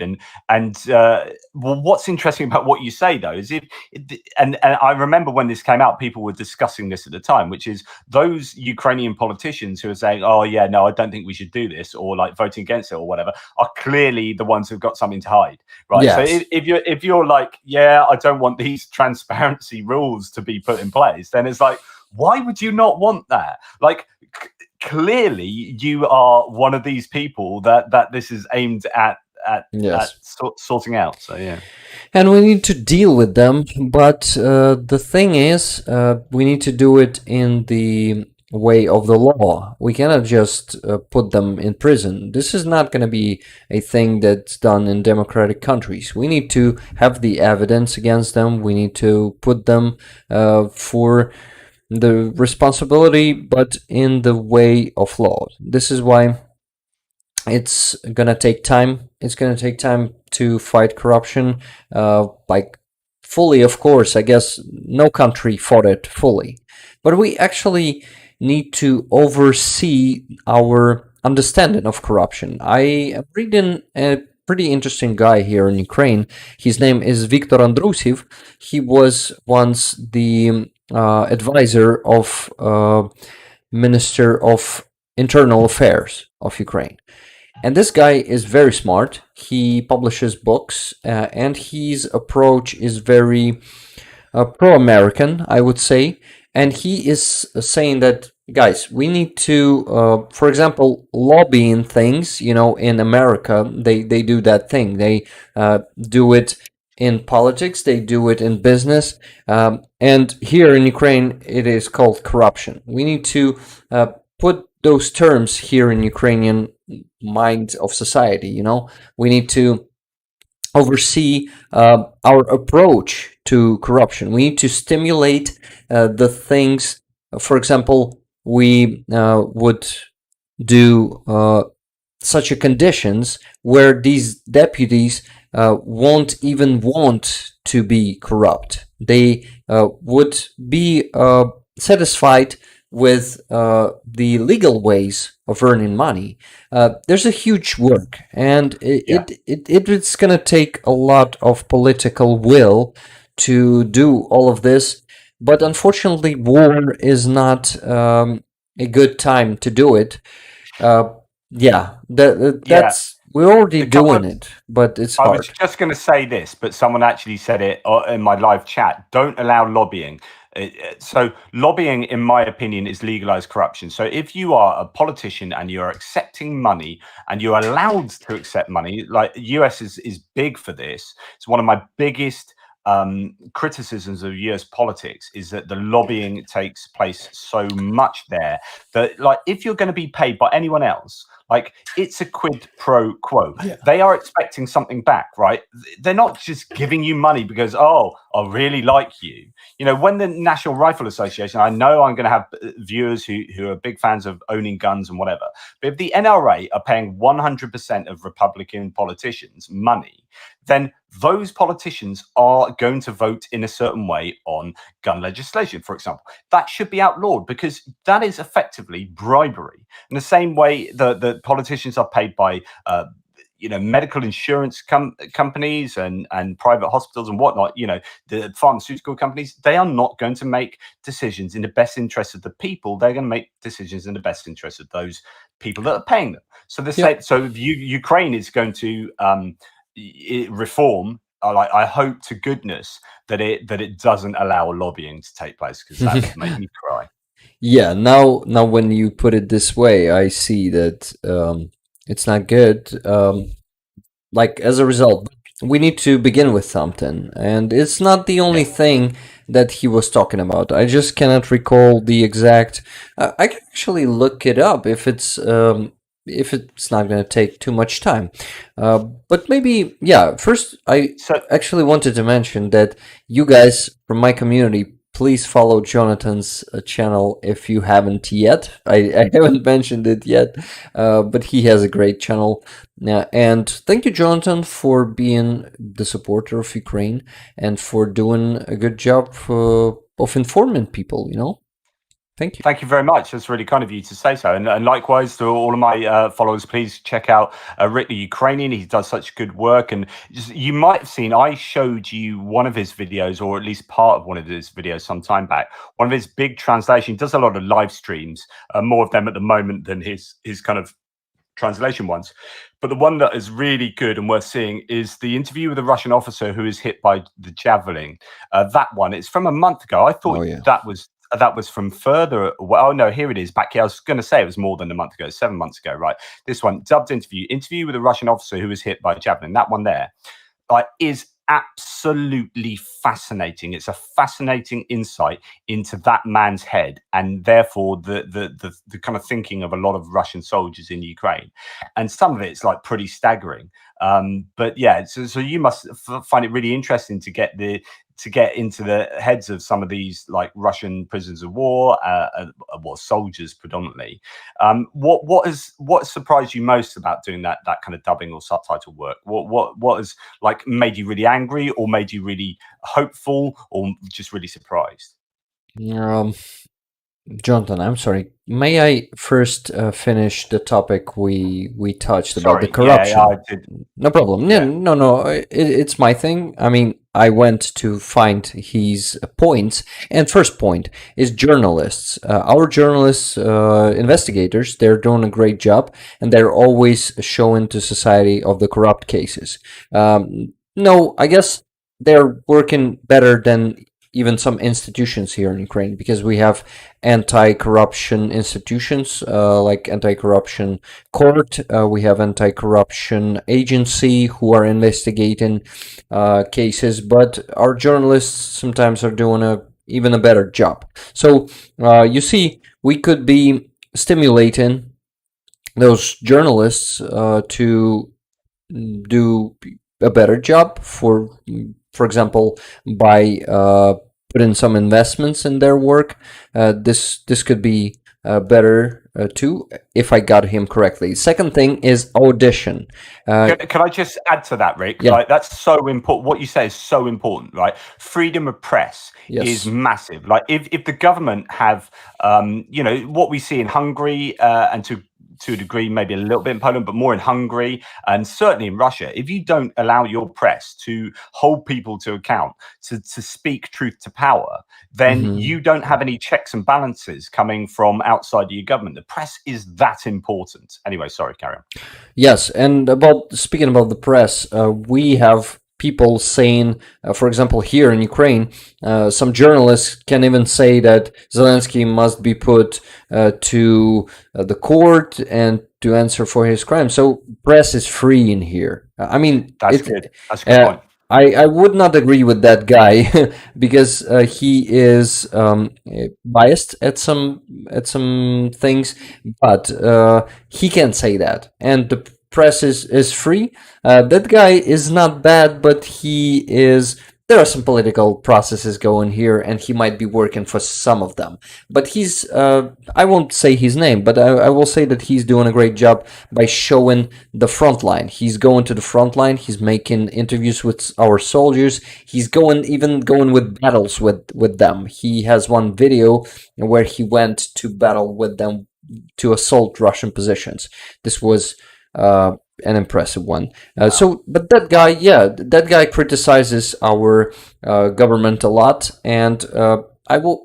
As for Zelensky, I won't agree with them, but I'll agree with him when he's talking some bad stuff about other politicians, because some of them might be even Russian agents, and they're still there sitting. And we, as a Ukrainian society, are really shocked how some of those pro-Russian elements are still in power, how they are spreading that propaganda when they're saying, for example, that we are under the external control, that everything is made here to put us under the influence of American corporations and all that stuff, that we are just the subject, that we're, the object, that we're not having our own will. That bullshit. And it's totally Russian propaganda. That's the narrative that they've been using for the last 9 years and even beyond that. Those elements are staying there, and we're gonna fight them. They're all gonna sit to prison, but some of them are paying money to some corrupt politicians, and they are letting them be. But this is just a matter of time. I'm sure of it. We as a society are pretty strong here in Ukraine. We are always tell our politicians what to do. It just takes time, you know. We will investigate. Our journalists will investigate. We will talk about it. We will put it into the media space, just like I'm doing it on my channel too. So people will know. And everything will just be worse and worse for all those pro-Russian elements. And they will know that the retribution will come, and they will pay for their crimes. So, well, audition is the second way to fight the corruption. We'll end with journalism, but it needs to be, external. Those should be some unbiased companies that will do the overview of work of our government, who will come from outside, not from the inside, because right now we have the internal audition. So the government. So audition is slightly the wrong word. I think what you mean is auditing. Auditing, yes. Thank you. Auditing. Yeah, it should be audition, but we have audition is when you go to get a part in a play or something. Yeah. So, auditing. Yeah. You're right. Sorry, thank you for correcting me that, because I didn't know the correct word. Thank you, Jonathan. Auditing, yes, it must be external. Everything must be overseen from the outside. Not the government is overseeing their own doing. You know, it's bullshit. That was the third thing, and second thing, and the third thing is prevention, or stopping it before it happened, the corruption. That's the problem, because right now we have institutions who mostly punish those who already did some corruption crimes. So there are 3 good steps, and I guess we need to move to the next topic, if you don't have anything to add. Well, and just prevention is better than cure. Is the that's how healthcare works, and the same with corruption. Like, rather you have education and sort these things out and put things in place so that you don't get corruption. And I think it's interesting what you're saying. Like, if you we talk about this going back to lobbying in UK politics. Some people are saying, and it could be the same for American politics, where and this might be unpopular, but there is a move to say we should pay politicians more, because if you pay them more, then they're not going to go and get a second job. Yes. And then if they don't have a second job, then they're not going to be working for people who they're going to be making decisions on behalf of. So you just like pay them a good wage, and then say, right, you're just working as a politician and you're just doing good stuff. And, you know, then they're not going looking for money. Do you know what I mean? So I think you were kind of going in that direction earlier. And there is a good argument for that. Yeah. So have you finished that topic? Yes. I was wondering, I was just wondering what you'd learnt from some of the people that you've dubbed or subtitled, and what's amazed you, or what's made you angry, or what's made you hopeful. Okay. I guess the worst thing is that Russian propaganda works very well. It is just making them helpless. All those Russians, all of them think that they are small people, that they cannot be influenced in any processes in their country, and they're actually slaves, you know, by all the aspects, by all the not aspects, shit. How do you call this? All the metrics, all the way of measuring how, probably by the signs, by all the signs, and they are now slaves who are not answering for their own lives. And even those who are against war, even those who are against this invasion, this genocide, and they realize that, they still go. They still come to Ukraine. They still take part in these crimes. And those are, one guy, for example, from Moscow, he was a student of the Moscow. He was a journalist, like a future journalist, studying journalism. And he was taken there from, I don't know, his university shopped him. Thank you for teaching me this phrase. His university shopped him to the military. He was going, in the beginning of the full-scale invasion, he was going to those protests against war. And they put him, they noted him. And earlier, they just get him there. He spent half a year here in Ukraine. He was even going back for rest. He was in Russia, and then he went back again. And then he got into captivity. And when he was asked, will you go again if you knew everything, how it will turn out? He said yes. Yeah, I saw that one. Yeah, it's just unbelievable. And that's the most terrible thing, that Russians will be coming here again and again. Russians will be killed. Russians will be taken captive.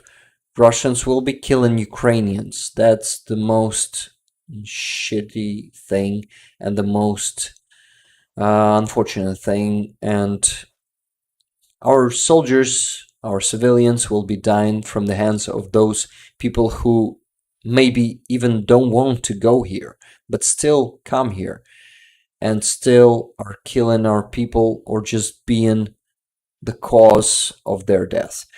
Like, for example, all those cannon fodder, all the Russians who don't want to go but being sent to the very front line, they've been, just holding our soldiers and shooting at their side. And even if they're not shooting, even if they're not trained and not doing anything useful for Russian army, they are still standing there, and Russian artillery is covering our soldiers.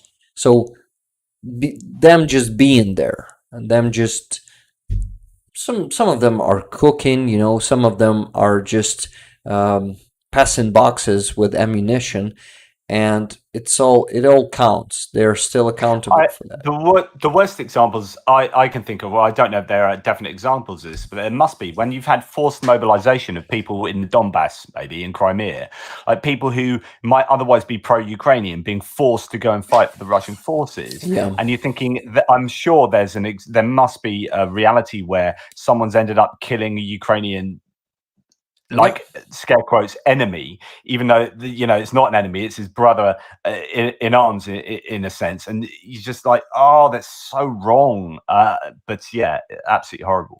Yeah, it's the worst thing that they've actually took one Ukrainians and sent them to kill other Ukrainians. That's the saddest method of the worst method of Soviet Union and now of Russia.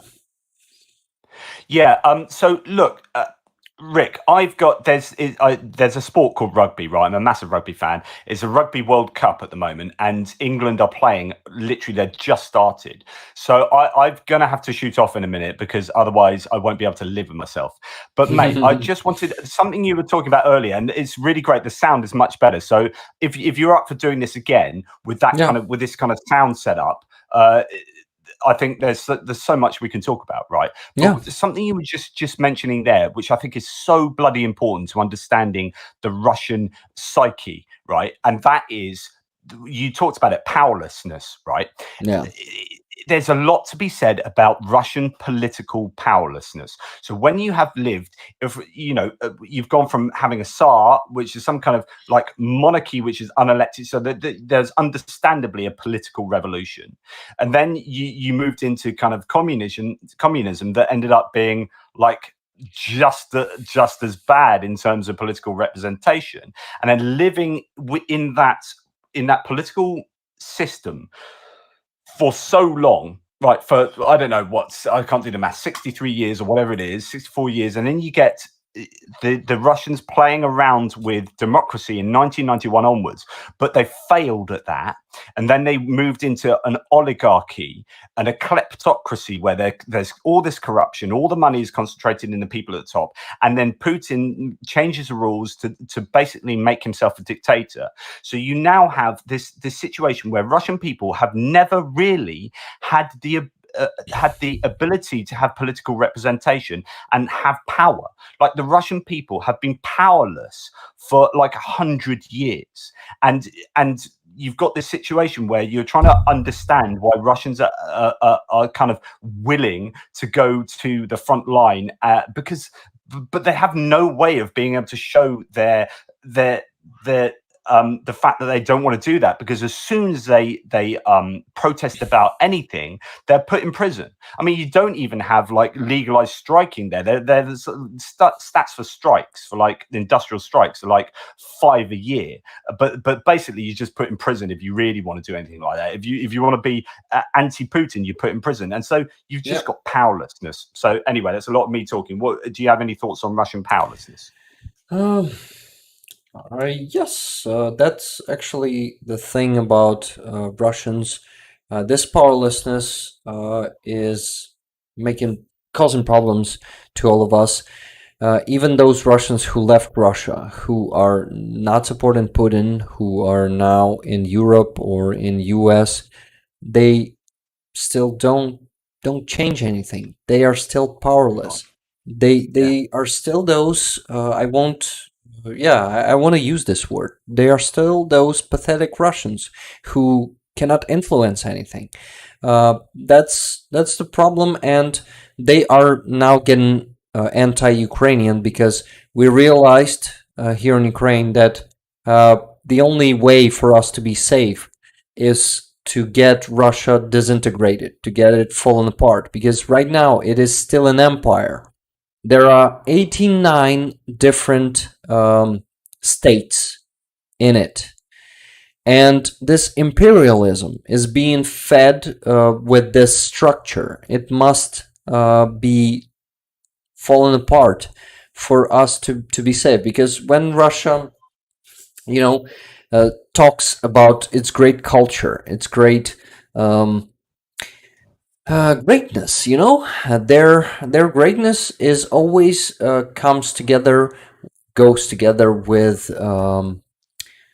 the invasion, with the spreading their influence, and it will never stop, because even if some democratic government will come to power, it's still gonna be.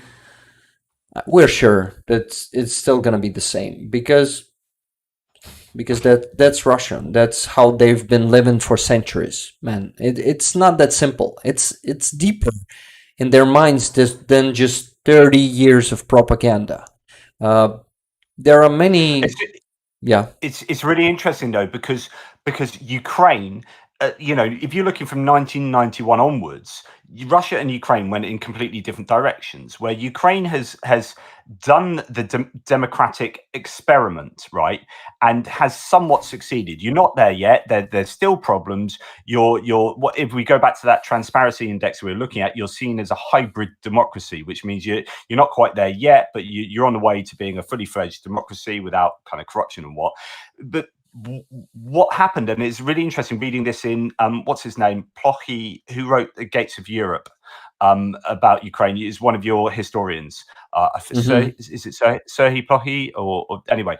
But he talks about this, about how, and Timothy Snyder talks about how Ukraine succeeded, and then the Russians get to look at Ukraine succeeding from inside their own border, and Putin is scared that the Russians are looking at them thinking, well, the grass is greener. How come Ukraine is doing all right? How come they've got good jobs? How come they've got a decent median income at the moment, or whatever statistics they can look at? And so that's part of the reason why Putin talks about what he's done, Ukraine, because actually he's kind of like, not quite that he's jealous of Ukraine, but he doesn't want his population being jealous of Ukraine. Yeah, you're right.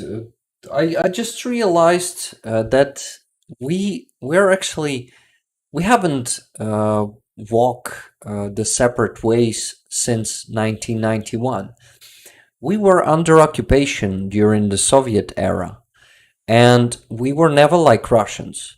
That's the thing. We were never Russians. We were never like Russians. And we were fighting them since, I guess, 1447 or something, when they first started invading us. And they were constantly not only invading us, but conquering us sometimes in different ways. But Cossacks, for example, in 1647, if I'm not mistaken, 48, Bogdan Khmelnytsky created the Ukrainian, it was not the Republic, I'm not sure, but it was actually a democratic government there. The Senate of Cossacks, they were, deciding what to do together, and there was no king. And actually, the hetman, our kind of head of state, he was chosen by Cossacks. He was not a king. He didn't have, I guess, I forgot the thing with kings when your kids are getting the power after you how is it called? Inheritance. Inheritance, yes, that's the word. He didn't have an inheritance, but that was actually, they failed against Moscow. Moscow tricked them with those agreements, as maybe you know that, and they lost sovereignty back then. Moscovia was there were some, I guess, in 19th century we had Ivan Mazepa, who was actually restoring our sovereignty, and we had many other hetmans who did that. We were always trying to get it back, to get our sovereignty back. It went for centuries. It was happening for centuries, and Russians stayed the same. They stayed greedy for other people's lands.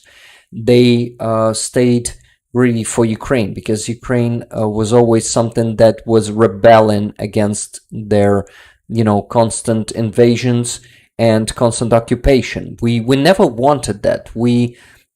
And people in Ukraine, actually during the Soviet era, I heard the story not so long ago from a guy who said that his father was actually carrying Ukrainian flag at 1st of May somewhere in 70s or 80s there in Soviet Union. He was carrying the blue and yellow flag, and he asked him, "What is it?" He said, "This is the Ukrainian flag." And he said, "Dad, but it's the Ukrainian flag is red with that Soviet flag." And he said, "No, that's the occupation flag, son." So that's how it always was. And Russia it's not just Putin who's jealous. Russians are jealous. And the world still needs to see the real Russians. This is why this is the one of the reasons I'm dubbing those interviews, because when you watch many of them, like when I watched 100, I realized these things that I'm talking to you about right now. You probably hear it as some, I don't know, it could sound crazy that we are talking about Russians and thinking about them this way, but our history says this, and those prisoners of war are proving this. They are actually, their mindset, their attitude, towards Ukraine. They think that Ukraine is part of their country. And when they're saying that we live together in one country, in Soviet Union, and they have nostalgia for those years. And it's just, it shows a lot. Yeah, it's really, and that goes to talk about, like you were talking about before, brainwashing and information warfare. I mean, we're living in an era where truth and fact are battling it out against, fake news and lies and disinformation. And this is, I mean, I'm a philosopher by, my normal life. And in philosophy, the study of truth and knowledge is called epistemology, right? Epistemology is a study of truth and knowledge.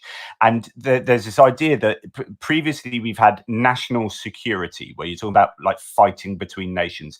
You've got cyber security, fighting online. And now we've got epistemic security. So epistemic security is like fighting over what is true and what is not. And there's this warfare, we might call it 5th generation warfare, this hybrid warfare that's going on that the Russians are really good at, which is disinforming their own population, disinforming the foreign population, say, in the US or in the UK or in Serbia or Slovakia. And they're so good at that, as you talked about. And that's my big worry going forward, is how well equipped are we all in countries all around the world? How well equipped are we to deal with the attack on our epistemic security? Same. I'm worried too, and I wish that world was stronger, and I really hope that world will become stronger against this threat, because this threat, I mean, Russians, their propaganda, their hybrid war has been pretty efficient, I must say. They were fooling the world since 2000, I'd say 8, when they invaded Georgia. And then in 2014, and for these 9 years, no, sorry, not 9, but 8, many countries around the world were sure that it's not that simple here in Ukraine, that there was a civil war of some kind, that it wasn't the occupation of Russians, and it was not. And everything went pretty obvious in 2022, and world have seen, but now world starts to relax. I think how it was on February 24th 2022, and you see how it is now. For some people it became not so obvious that what Russia is doing here, right?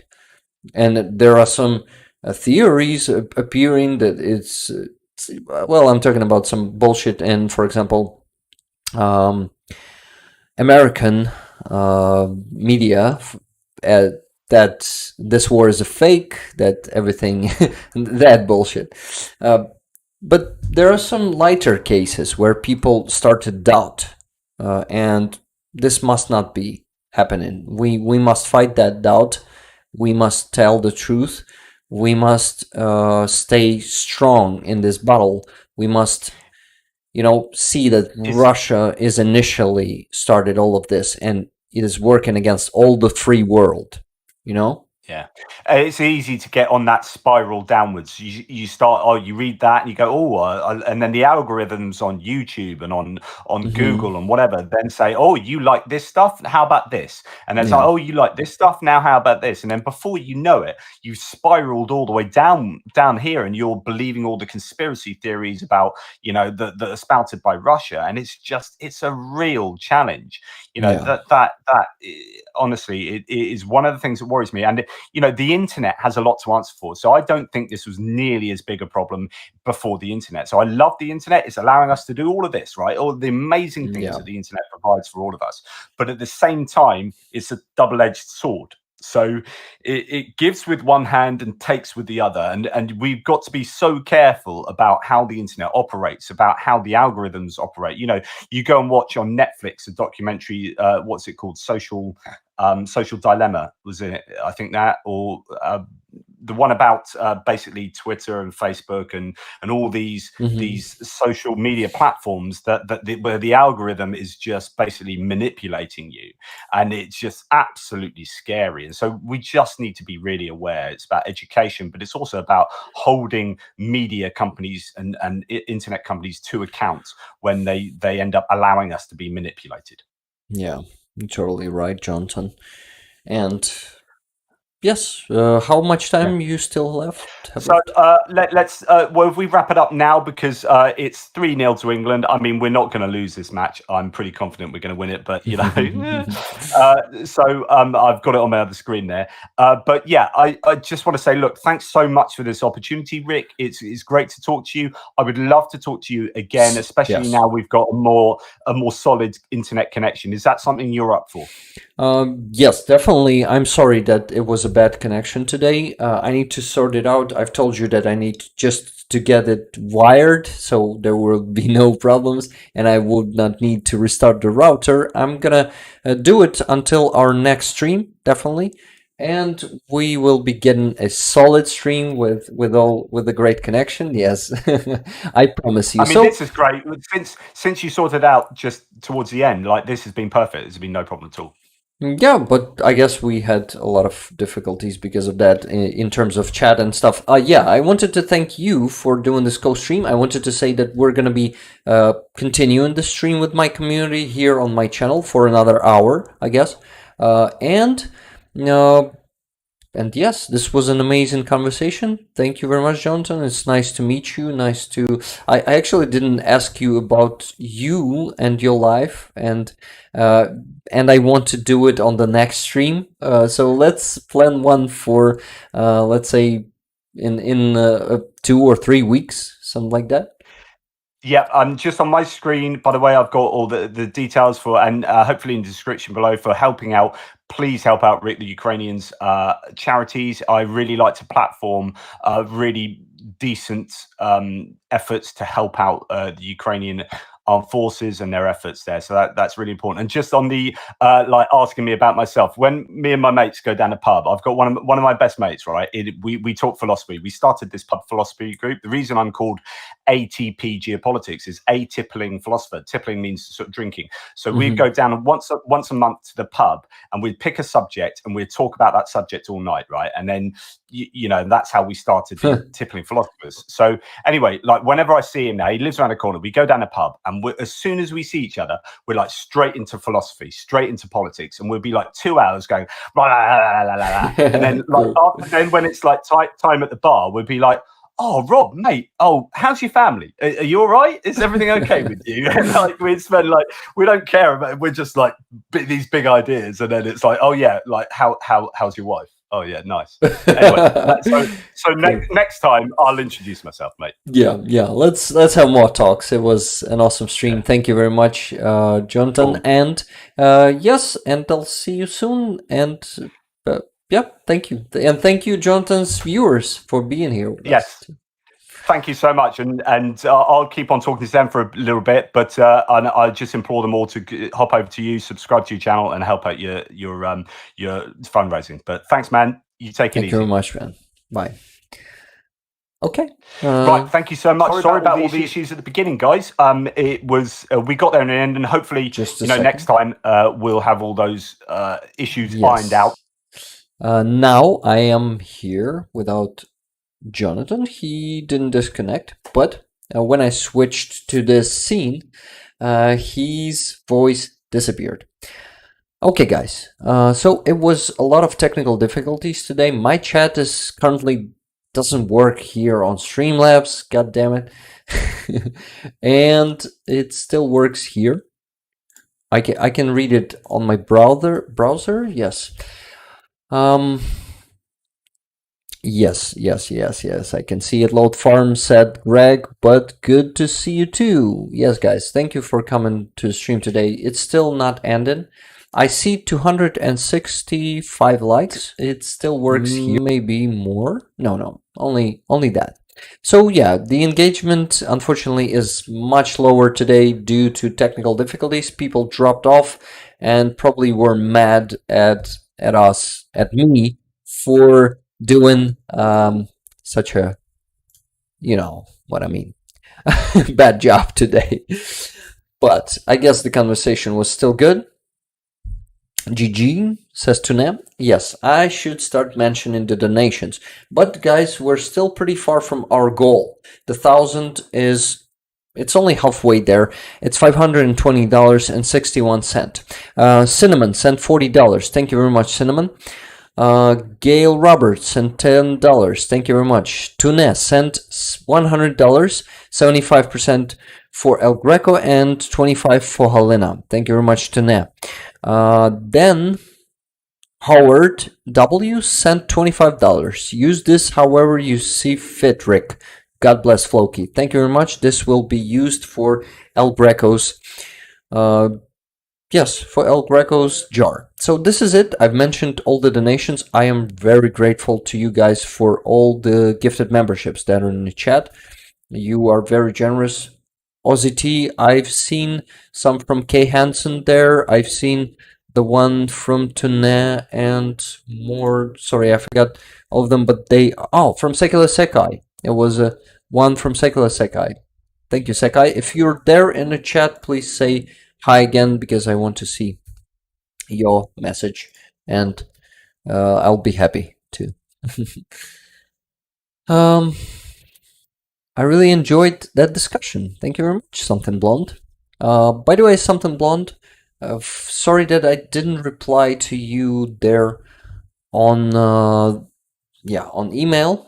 I got the message. I think it's a great idea, actually. I just don't have time to sit and type the letter. A lot of work at my job.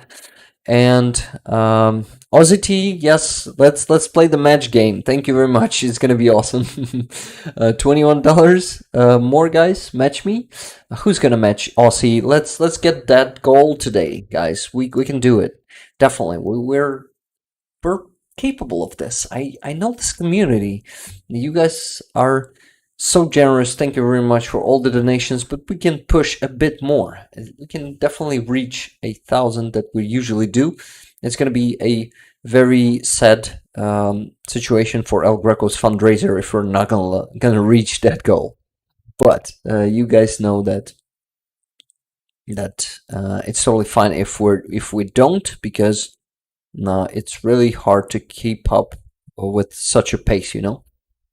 That you've set, actually, this community set yourselves. Let's keep it up. Keep with it now. Ukrainian Cossacks, let's make an alliance. Tsar, you're my vassal now. Ukrainian Cossacks, fuck you. Yeah, that's what's happening for most of our history. Adam Williams just arrived from JP Stream. Welcome. This community is actually very friendly, and I don't know, wholesome. I see it wholesome. And we usually have some wholesome conversations here too. Okay, guys. Don't forget to like the stream if you just came and still haven't liked it. It helps with engagement. Thank you. I am grateful to you, to all of you. These streams are usually long, like almost 4 hours long. Sometimes we're even exceeding that because we're trying to reach the goals in fundraising, and we're usually doing this. Hey, Michelle Ferguson, matching Aussie T, $20 sent by Michelle. Thank you very much. Then Gail, before that, was buying 50 coffees. Thank you very much. Half for your needs and half for the fundraiser. Дякую вам, слава Україні. Thank you very much. For these 25 will go for the Floki fund, for my kitty fund. Guys, by the way, the money that were sent for the kitty fund on the previous stream were very helpful. You everything that you've sent on the last stream helped to cover everything from this week, almost everything, like most of the days. Yeah, I guess like 90%. It was around 200 and almost $50, and you covered most of that. Thank you very much, guys. It was very, very helpful because this treatment is taking more and more money, and I guess, yeah, almost, yeah, it counts in thousands of euros already. So it was very, very helpful. Thank you, guys. But we are dedicated, and nothing will stop us. And actually, I am getting a promotion. Finally, the one I've told you I was on probation before. Told you about. I was on probation before, but now I finished it successfully. They think I am a good leader, team leader, and now I am gonna be doing it, you know, like officially. So yeah, some good news too this week, not only bad ones. Hey, wow, Tune just sent $50 saying for El Greco, match this, guys. Guys, will you be matching Tune now? And also Aussie T sent what? Aussie T? It was $25. Awesome. Lynn S was matching Aussie with $20.55. Great job, guys. Who else was? Yeah, so we have 4 donations from the start of matching. It was $20 from Michelle Ferguson, then 25 from Aussie T, then 50 from Tune. It's actually the new challenge. Now, guys, you gotta match Tune. And $20.55 from Lynn S. Thank you, guys.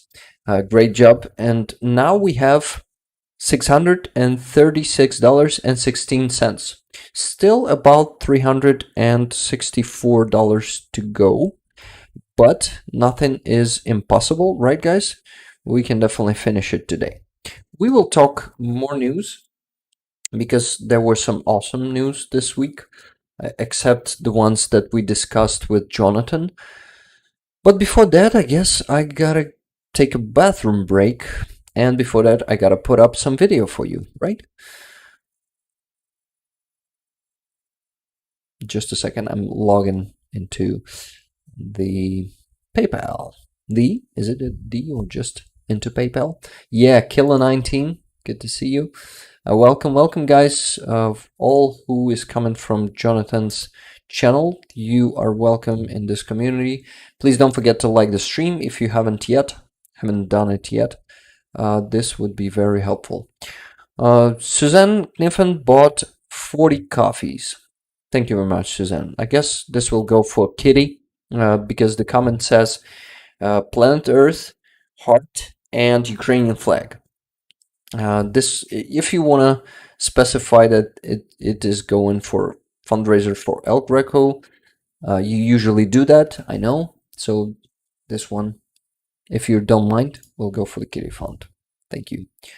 But if you want this to be put to El Greco's fundraiser, please let me know.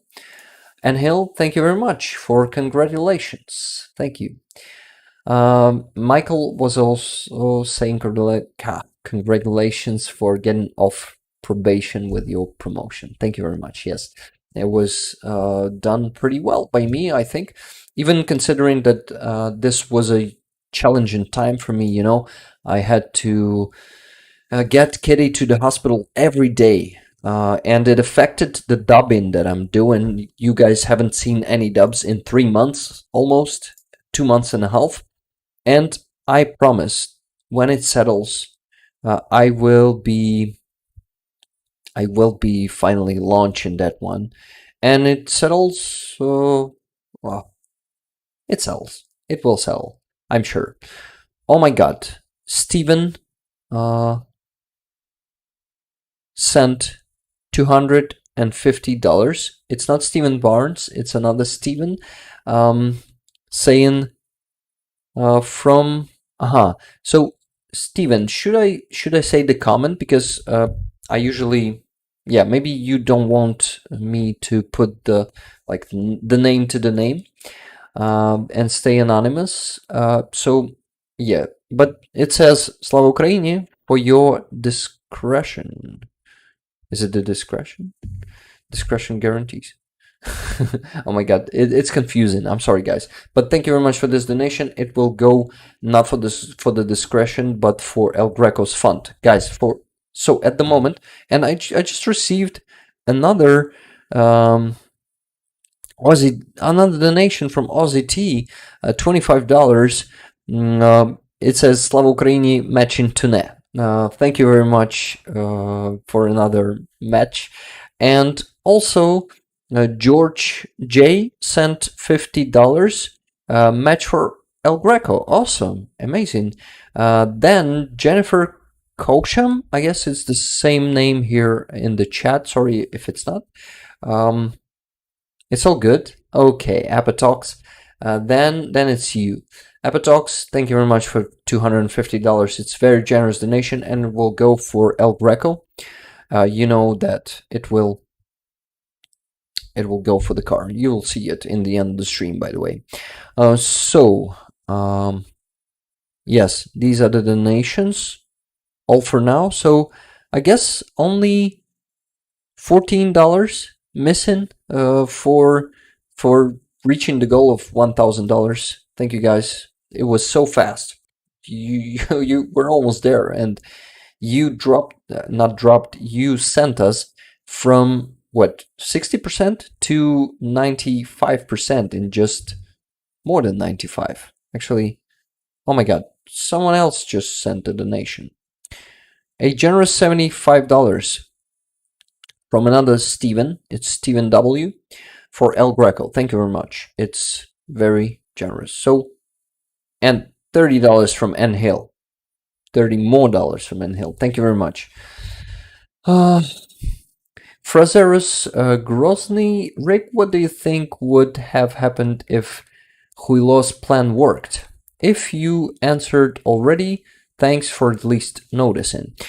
Yeah, I think it would be occupied Ukraine, all pro-Ukrainian people executed or tortured or put to prison. Now, if you're talking about this plan to initially capture Ukraine in 3 days, to capture Kiev in 3 days and all of the Ukraine in 2 weeks, I guess, yes, we would be living in occupation and most of us would have lost our lives. Definitely. I think that's what could have happened. But fortunately, we're not the nation who could be brought to our knees that easily.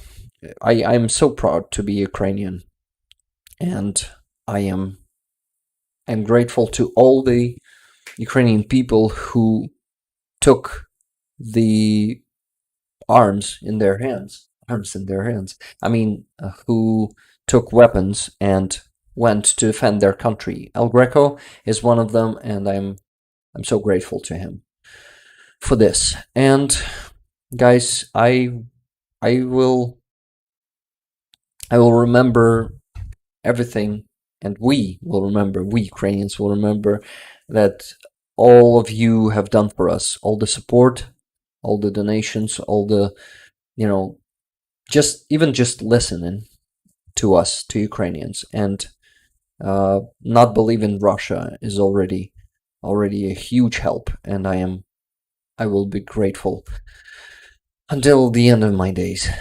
Thank you very much for everything you're doing for Ukraine, for how you are helping us. Thank you, guys. So at the moment, with the rest of the donations, we have $1,091.16. Great job. Great, guys. We have reached the goal, and we actually can do more if you wish, if you still want to get above the goal. This is always welcome, but if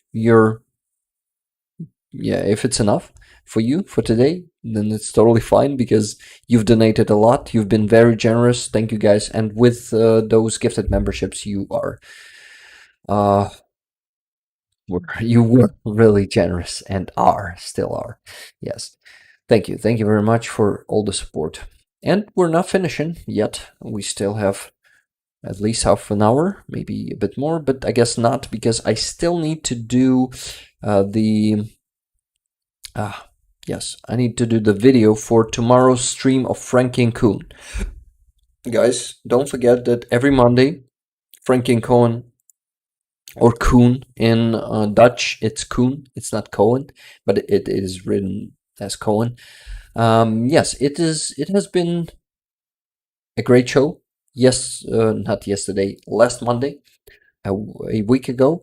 I've been there, and we had a great conversation, and guys are doing a great job calling all those volunteers to their studio to talk about their work and letting everyone know but about all those amazing organizations that are helping Ukraine, that are coming here to Ukraine and helping people. OZT is saying, I'm a proud adopted Ukrainian. Who adopted you, by the way? What Ukrainian family? I wonder. But yes, you are totally Ukrainian OZT with such a generosity and huge support to us. You are a Ukrainian, an adopted Ukrainian. I like it. A few, the genocide are okay, says something blonde. Forgot to pee? Yeah, I forgot to pee, as always. And no, I didn't pee myself, guys. I'm holding everything in me. But I need to show you some video while I'm gonna be peeing. I heard Rick say your name, Jennifer Kosham. Yes, I said your name, and thank you for your donation. Thank you very much, Jennifer. Yes. Did mine go through? Yes, yours go through. Jennifer, thank you very much for your donation. Yours went through. Yes, you missed it, but sorry guys, I'm missing so many messages today, but the more of you are coming to the stream, and I'm so grateful to you for that. The last messages I notice, it's so hard to keep up with hundreds of your messages. But our beautiful moderation team is sending them to the Discord, and I haven't read even a single question today yet. Yvonne Way, thank you so much for 15 more gifted memberships. This is crazy. And we have another donation. George J sent another $25. Thank you very much, George. And it's donation for El Greco. So now we have $1,116.16. Oh my god, Yvonne is sending five after five, or is it glitching for me? No, because strange. I see. Yeah, it's probably the bug. Yeah, it's bugged. Or not. I'm not sure. Yvonne Way, have you sent, oh my god, 25? memberships or 35 already. Yeah, I guess it's bugged for me, guys. You see it, right? You see how it is? It is moving. I need to move the screen, but you see the new ones are adding up again and again. Is it? I'm confused at the moment. What's happening? Because they're not appearing here in the chat, but they are going. Oh, got a mail confirmation. Campaign Rick, the Ukrainian donor name. Jeron, roll of amount 100 euros. Thank you very much for the donation. Yeah, we gotta check. We gotta also check this fundraiser because it's been moving during the stream, and people are donating. Yes, it's about at least 300 or 400 euros. Thank you very much, and thank you very much for your donation. Okay, I'm getting lost in all of these tabs and all of this. Tabs, not tubs. Thank you very much, Jeron. Rolofs? Yeah, Yvonne, so was it like 30 or 40 or is it bugged? I wonder, because they weren't appearing in the chat. Yvonne, can you please tell us give us a message in the chat, because I see this one, and yeah, before that there was a long chat, but this one either repeated like 7 to 8 times, or is it just a bug of YouTube?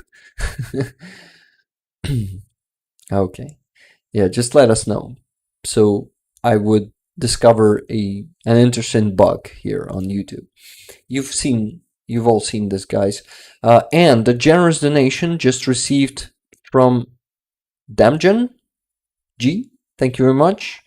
$101.27. Very generous. Thank you. Oh my god, guys. So many generous donations. And at the moment, we have $1,217.43. Welcome, everyone who is new here. This is a very generous support, guys. Thank you for your generous donations. Time 39 right now. So guys, 293 likes. Can we do it a 350 today? Will we be able to? By the way, have you noticed that from the previous stream, on the previous stream with Starsky, it was a record number of views. Of course, Starsky is a legend and a star. 5.8k views. And 1.1k likes. This is the record for the stream, definitely. And wow, crazy activity. Thank you, Starsky, for bringing more people to these streams and for making it even more noticeable. I'm in your debt, man. Starsky, yeah, guys, if you for some reason don't know who Starsky is, follow his channel. You can go here to my channel live tab, and yes, this stream with Starsky, you can come here and press this, and then you'll visit his channel. He's pretty popular, almost 400k subscribers. Totally deserved. He's the soldier, press officer, not the soldier, yes, but officer.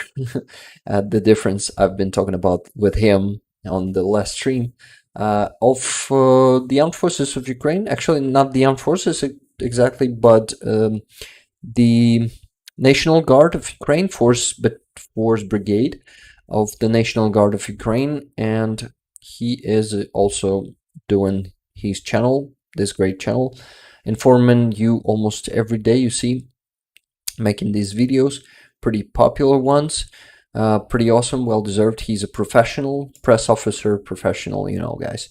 If you still don't know him, go follow his channel. It is very needed and will help you to stay informed. Okay, I also forgot to mention more coffees. Car Fund with love, 50 coffees from Leslie.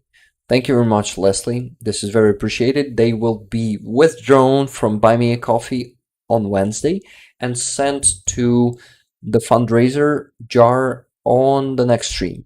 Yes. Another one. Susan, 40 coffees 2 times? Or was it the one I've mentioned already, and the other one, another 40 coffees from Susan K. Thank you very much, Susan. Not sure other went through, Rick. If not, here you go. If so, here you go. Nice. So this one will go for El Greco, I guess, right? Though you haven't mentioned it yet. I guess I want to put it into the fundraiser jar because we need to close this fundraiser. The sooner the better, right, guys? Okay.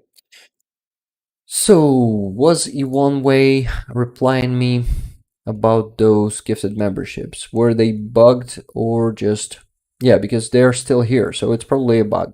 But anyway, thank you very much for the memberships. This was awesome. Yes, I sent you 4x time. Yeah. Oh, 4 times 5 memberships during the stream. Got it. Thank you. So it was a bug, but thank you so much. And it's cool that we discovered this bug. I am always laughing when I get them. Cheryl Waitley is saying, Rick, Andrew Mercado said you're welcome to drop by anytime.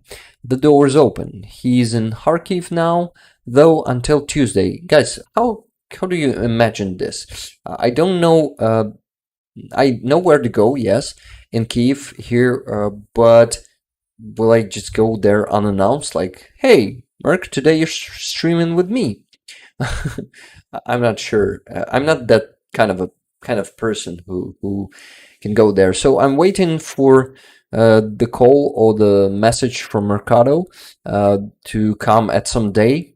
And I actually messaged him already, said that he needs to call me. To call me to the precise stream at some exact day, to tell me to come to him to, at some day. So he knows this, and that means that, yes, he needs to invite me at some exact show. For example, for the next Wednesday or Thursday or some other day. Yeah. So please let him know that I know and I am waiting for an invitation. That's it. Just because I'm that kind of a person who won't show up unannounced and uninvited. I hate that. Kilo 19 is saying, actually, yeah, Mercado wouldn't care at all. Definitely gotta meet. Good morning, Kiev is coming back Tuesday. Talking Bloke is saying, Mercado said you are on the stream very busy at the moment as dropping off stuff near frontline. Said you are on the stream very busy. He is on the stream, not me, right?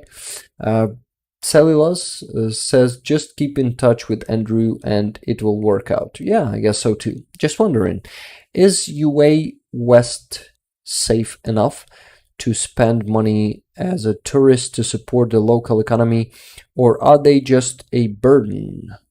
UA West safe? What do you mean? UA West? If you are talking about coming to Ukraine as a tourist, you're welcome. It's not 100% safe, but it is still safe sometimes. Of course, there's a tiny possibility to be hit by a Russian rocket if you're not going closer to the front line. They're closer to the front line. You are in a much bigger danger, definitely.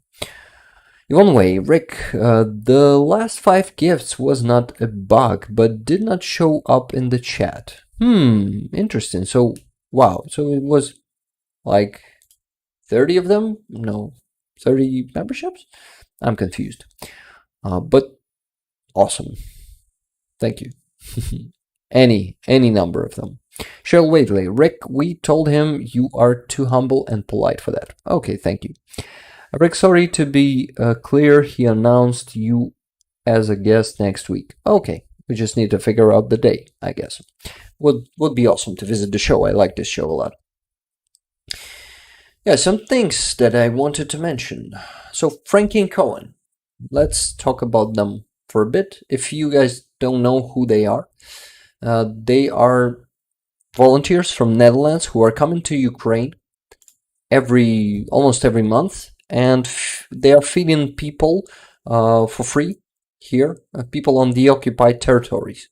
So here's the stream that will be happening tomorrow. I am the usual guest there on the stream. You see me. We have to fight for and our country. Yes, they've been in Kramatorsk when that pizza place was shelled. No, rocket stroke. And yes, they were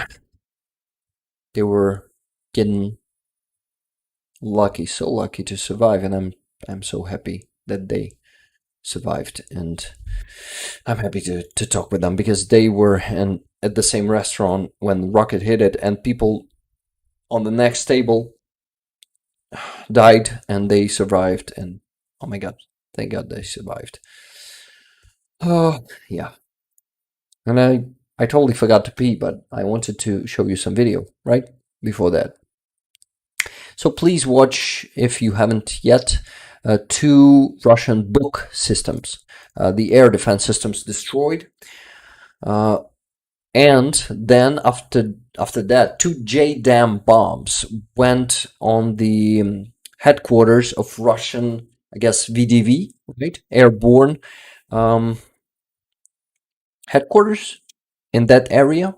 It is Svitlodarsk, which is a Luhansk region, if I'm not mistaken.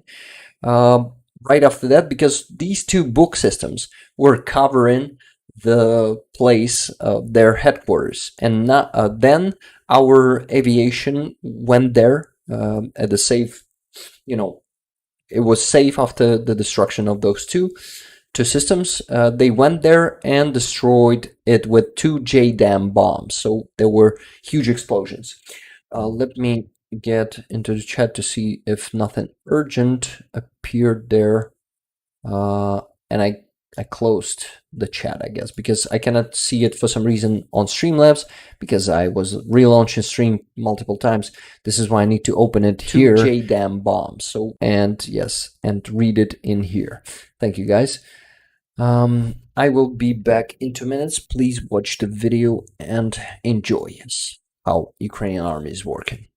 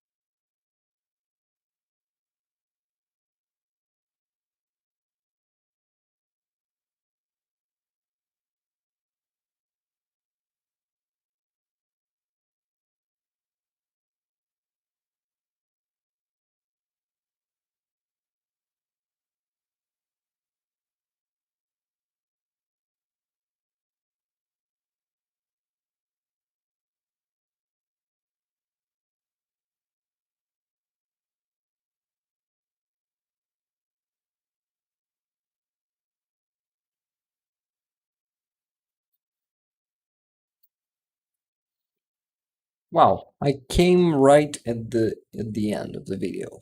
If I'm not mistaken, it was still playing when I was entering the room. right? I gotta close the window because it's getting really cold in here. I hope I'm not gonna get ill after this stream. Okay, so guys, thank you for still being here. These streams are long, but you are just, tireless. Thank you. Okay, so we have 308 likes. Can we do it? Can we make it 350 by the end of the stream? I really hope so. So, have I been missing my tags somewhere? Sorry to be clear, be announced you as a guest next week. I've read this one already. Oh, okay, I've read all of them. I guess where I was tagged. So, I'm back. How do you like the video? How do you like the work of JDAMs? I wanted to mention another donation. I guess I received another donation. Oh my god, my phone is gonna turn off now, so I need to go there and start charging. Just a sec. Yeah, here's a charger right here, already plugged in, so it's gonna work. It was 1%, guys. It was about to die. So I was talking about donations. Let me check them. Wow. Wow, I like it. George J is sending another $50 and saying match for El Greco. Awesome. Is it the new challenge here? Isn't it? Yeah, it's never too late for another challenge. So anyone is gonna be matching George J. Thank you very much, George. Let me check how much do we have now after this generous donation. They are all generous, guys. Don't forget about that, because there are no small donations. Okay, so was it the previous one? Yeah, I mentioned this one already, I guess. Yes, sorry. So I mentioned it 2 times. It was an old match, so it's not the new challenge. But if anyone still wants it. Okay, so $1,217.43. Thank you, guys. Great job. So what else was it there? The news that I wanted to mention. Oh, actually, there was a proof of that JDAM attack, like by Russians. They were showing us the results.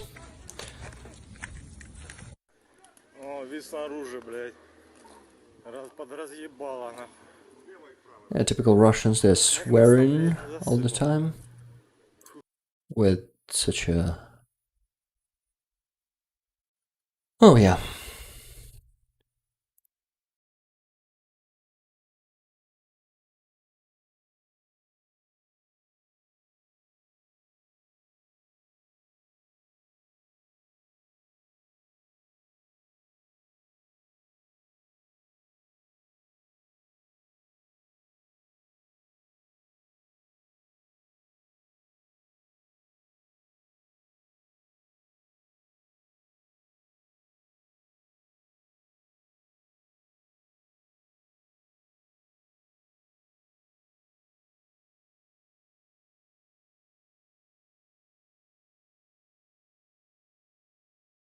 Gonna be copyrighted, so I'll need to mute that. But an awesome video. I didn't think about that. So the towers, this was impressive, and they were finding Stalin. You see journals there when Russians were occupying those towers, and of course the portrait of their Tsar, the Huilo, and of course Ukrainian soldier has to show him, say Vladimir Putin to fuck off, right? As it should be. He should fuck off. this operation was actually filmed and videos, you've probably seen most of them, right? Videos about, not about, but the videos of the operation itself. So Andriivka, that's what left of it, of Andriivka. Only a pile of concrete from the houses. It was a small village, only 2 streets, as you can see, but no houses left there, only the debris. So, Ukrainian traitor, Ukrainian politician, deputy, this one was, he's actually the pro-Russian politician who was openly supporting Russian aggression. In the beginning of full-scale invasion, he was actually arrested there. You see on these photos, no, not this one. On these photos, he was arrested on one of the roadblocks here in Ukraine, filming them, actually giving that information to Russians. But after that, there was no, case on him.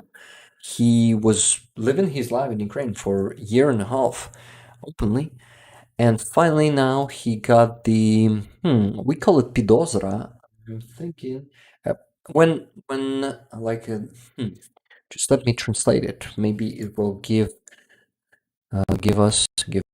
the understanding. Maybe I'll have the translation. Just a second. I gotta translate from Ukrainian. Pidozra is not the suspicion, but and not the misdoubt. It's an official document that is being, handed to the person of interest, like the one that's going to be under prosecution. The first stage is to give him this thing. How is it called, guys? Maybe you will help me with that. Traitor, yeah, this traitor's name is Nestor Shufrich. He is the well-known pro-Russian element in Ukrainian politics. He is a traitor of his nation, and he must pay for that. He must be prosecuted and put to prison. Russian collaborators should be put in enhanced interrogation for a few days. Yeah, how do you say traitor in Ukrainian? Zradnik is a traitor. Zradnik. Yeah, that's the word in Ukrainian. So, guys, let me... Yeah, what's the word? Charge. Yeah. Arrest warrant? I would say charge. Yeah, he was charged with treason. He's been charged. Indictment? Yeah, probably an indictment. In this case, let me translate it. Indictment from English to Ukrainian. What Google Translate will offer. What translation it will offer. Just a second. Indictment. Обвинувальний act. No, not indictment. In this case, it is підозра. Something more like a charge. Yeah, I guess it's a charge. He was charged with the high treason. Yeah, and that's what he did, actually. That's what he was committing for these years. And can you imagine he wasn't charged for a year and a half? This is what I was talking about with Jonathan, that some of those elements, pro-Russian elements, are still sitting there in those cabinets and living their lives just like that and haven't been charged. But they will be. Eventually, each and every one, I'm sure of it, because I'm sure that Ukrainian society will be getting just stronger and more united against all those pro-Russian elements. And we're going to be getting them, all of them, one by one or by two, or they will be put to justice. And corruption will be defeated. It will just take years, but it will be. It's a process, and it's been going here in Ukraine for some time already. Okay. In Indictment. Aha. So it's not, C is not pronounced. Indictment. I heard the word indictment, and it was, but indicted, right? And not indicted. Or is it? Yeah. Thank you. Thank you for this. The law takes time sometimes. Yeah, you're right. Unfortunately, it doesn't work like that. It doesn't. It's not that fast. What is the Ukrainian penalty for treason, high treason? Either, I guess, from 15 years, and for this guy, it's gonna be like his life. It's gonna be a life sentence. Yeah, until the end of the life. He was charged with that, I guess. But let's see if court will be able to actually prove that, because it's not certain. If someone is being charged with something, it doesn't mean that he's definitely going to prison. Unfortunately, that there's a chance to escape the. Oh, to escape what? Justice, yes. To escape that. Yes. I will do that. I answered to the message. Got it. Okay, hi Rick. Good luck on your car fundraiser. $20 being sent by Jerry S. Thank you very much, Jerry, for $20. This makes it even a bigger result today. Thank you. $50, 50 coffees, I'm sorry, were sent by Sumak. For Rick, thanks for your awesome work. Thank you very much. This will help me and my kitty. Thank you. And Sumak sent another 100 coffees for El Greco. Thank you, Sumak. This will help El Greco very much. Guys, by the way, have I forgot to mention the generous donation of $300 during the week by Anonymous for El Greco's truck? Yes, I have mentioned it. I just remembered. Thank you. Thank you, Rick, for reminding it to yourself, because I wasn't reading your messages at that time. Sorry, guys. Treason while occupied and at war should be death. Yeah, right, but we're living in a civil society, in democratic society, so no death sentences here. Person will should spend, if not the rest of their days, in prison. Then just at least 15 years, I guess. It's still not enough. 20 would be more fair, I guess.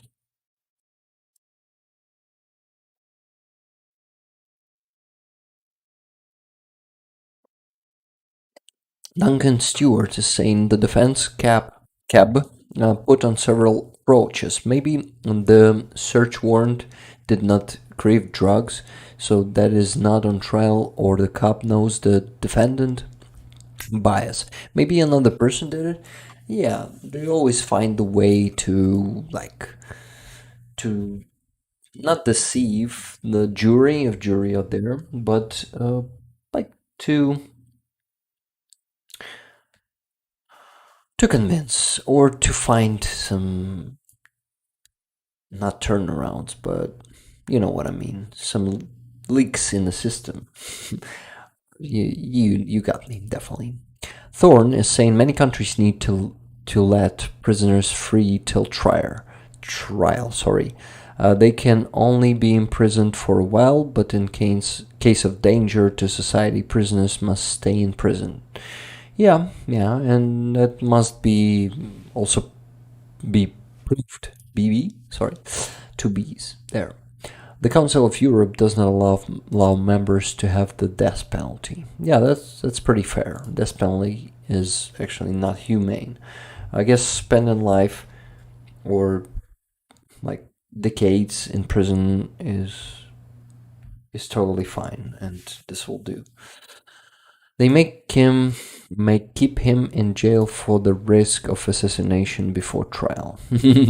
Yeah, I get what you're talking about. Adam Williams, yes. 316 likes.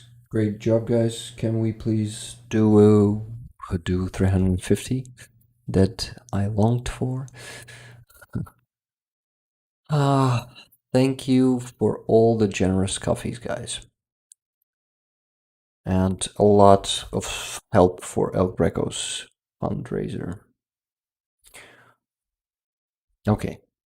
More news? A bit more news, and we gotta go. Ah, yeah, what was found in his apartment during the search at this trader? You see, guys, some Russian uniforms, some like ancient, some collection of Soviet Union stuff, of Russian Empire stuff. You see some USSR, like, how do you call them? Licenses or whatever.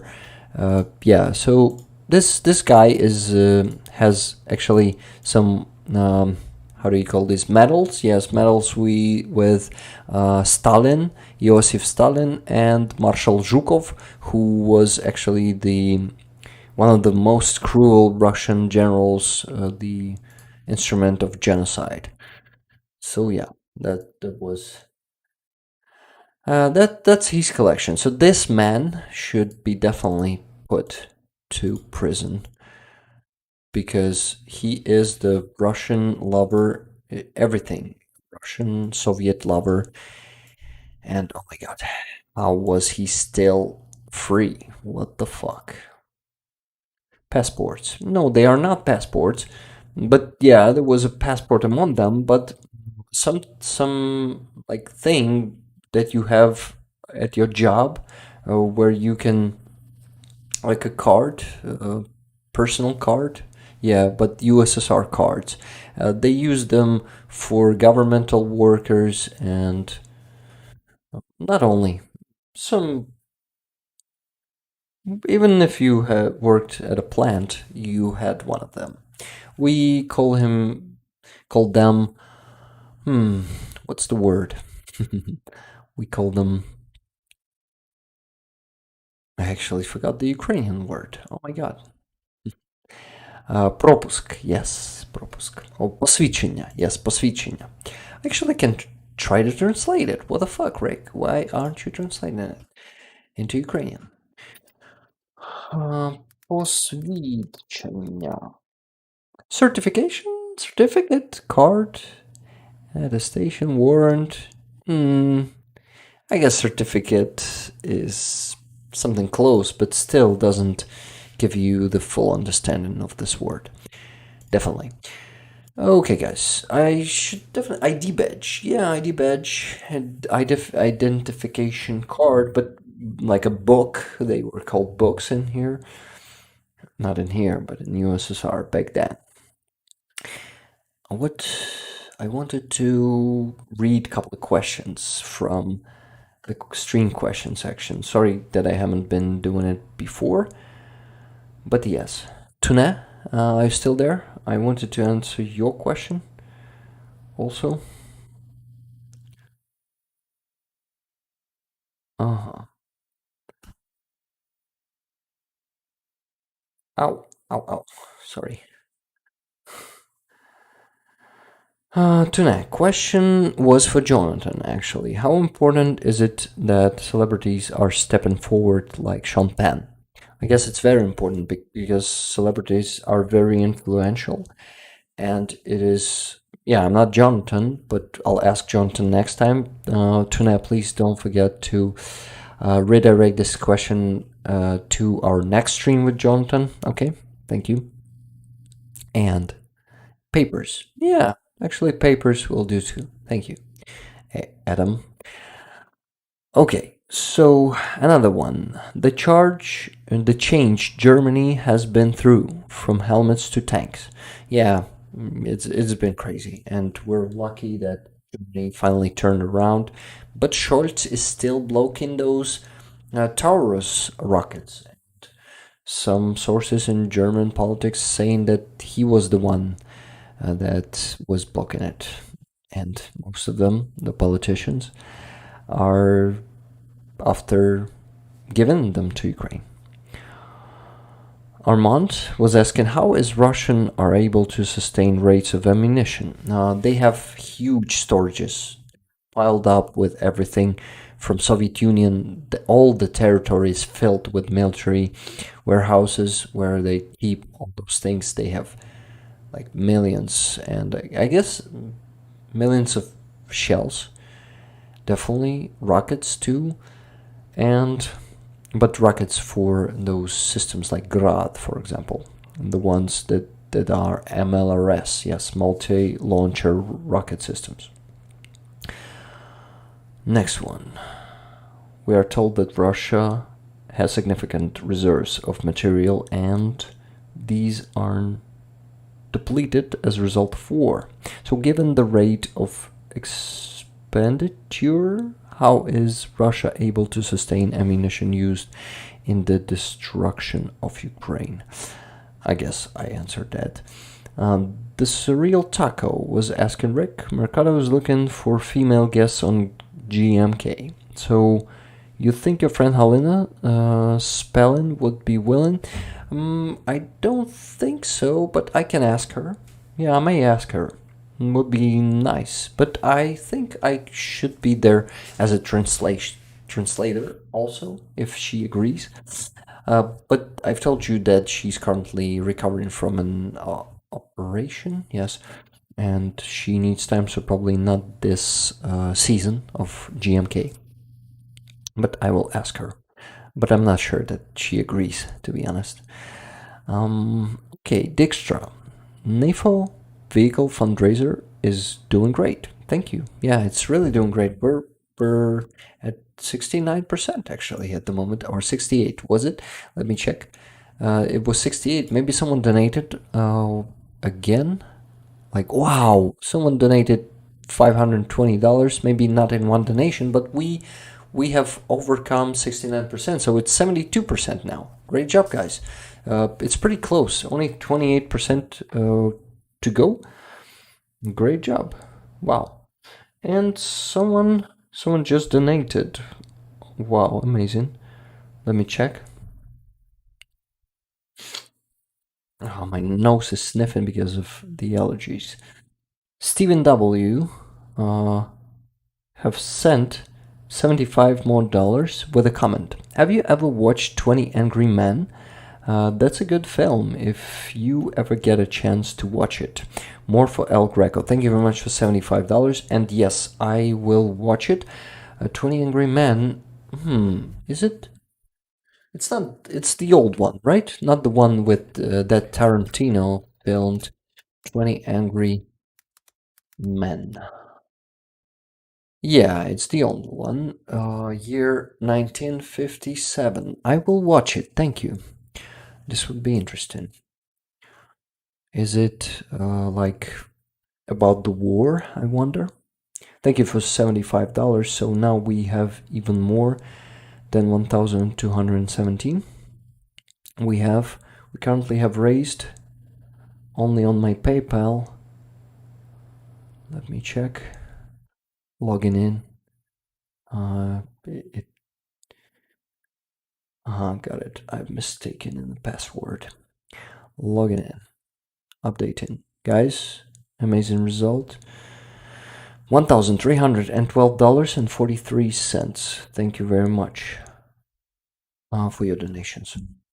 You are very generous today. So we have overcome the 1,000 already.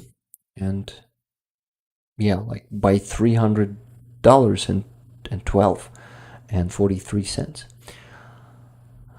Hell yeah. Pretty good, guys.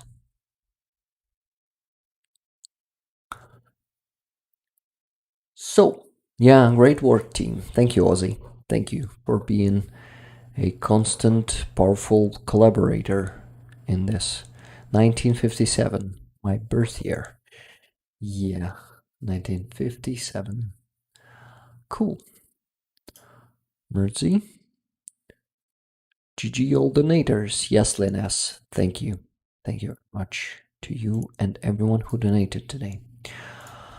So, we need to wrap up. We definitely need to. Maybe something interesting that I've missed. A lot of interesting things that I've missed.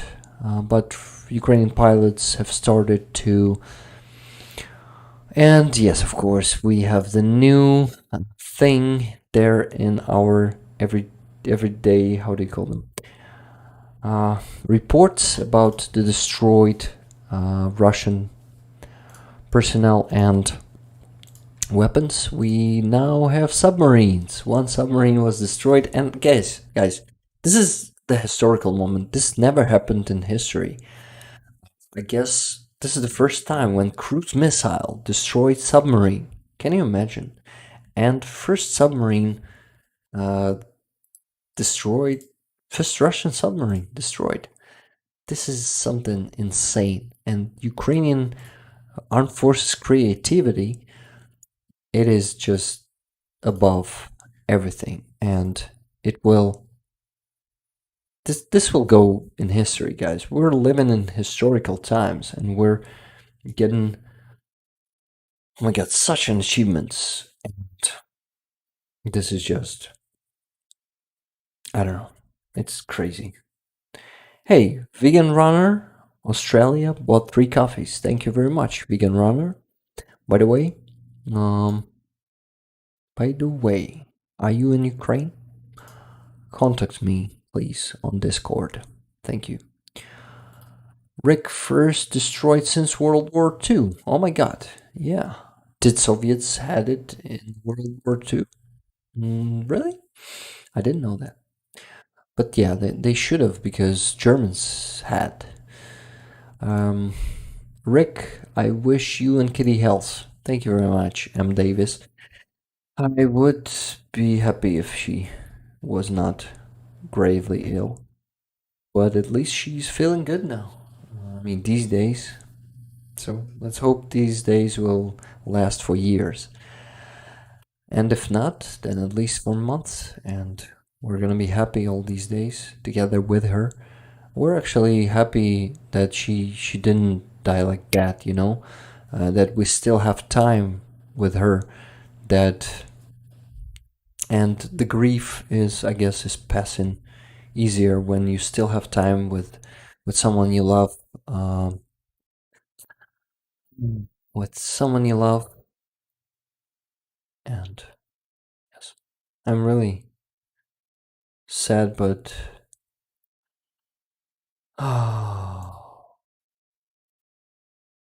yeah, you know what I mean, guys. Any sub kill is a good kill. Yeah, Mark Sangaman, you're totally right. I was asking about undersea drones. Ukraine found an ingenious way to destroy a submarine. Yeah, it was like an unexpected way to destroy a submarine, but those drones would be probably used to. Dijkstra is saying, give Kitty lots of cuddles and love. I will. I am give some from you guys too. Believe me, she is loved, and she's cuddled and hugged. And I wanted to show you the video, an exclusive in the end of the stream. Please, guys, please wait. I want to show you an adorable video of her and me, like, but my hand. not me exactly, but only my hand. So yes. And Barramundi, if you're there, Barramundi, are you there? Hey, Zonke FH, thank you very much for 10 gifted memberships. Like last 10 minutes memberships, right? Thank you. Thank you, Zonke. Okay, guys, so first what I need to do is to get it here. Yes, next one is I need to find a video there. Oh my god, it's adorable. I need to send it to myself then. Just a second.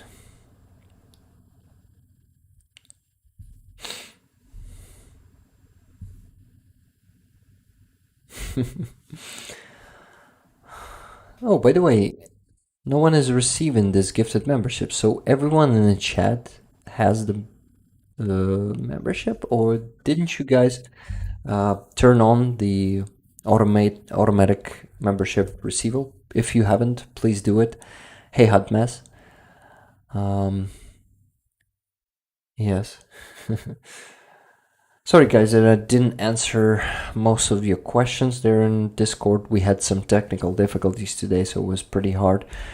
But I guess you totally understand that, right? And you're not gonna be angry at me or mad or anything like that, right?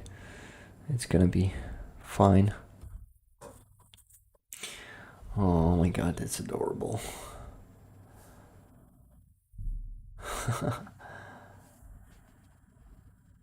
Okay, I'm trying to send it to myself, and I haven't succeeded yet. Guys, sometimes it's so hard. But yes, sending it now. And what?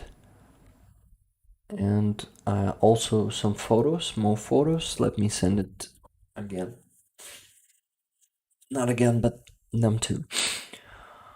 Oh my god. Pretty tired. It was a tiring week, but I was living it. Like, I don't know, all this sadness, all this grief, but even in sadness I live, I feel, and it's much better than just, just not feeling anything. I wouldn't like to, go through losing my cat, but at least I feel, because I know that unfortunately at some cases people don't even feel, and feeling is living, and it's great. Yeah, even if you're sad, and even if you're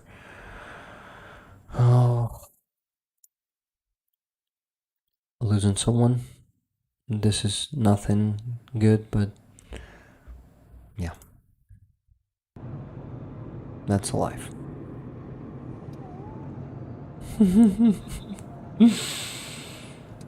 It was so damn touching and adorable. I was driving a car. We were getting her to the hospital, and she touched my hand there. Oh my god.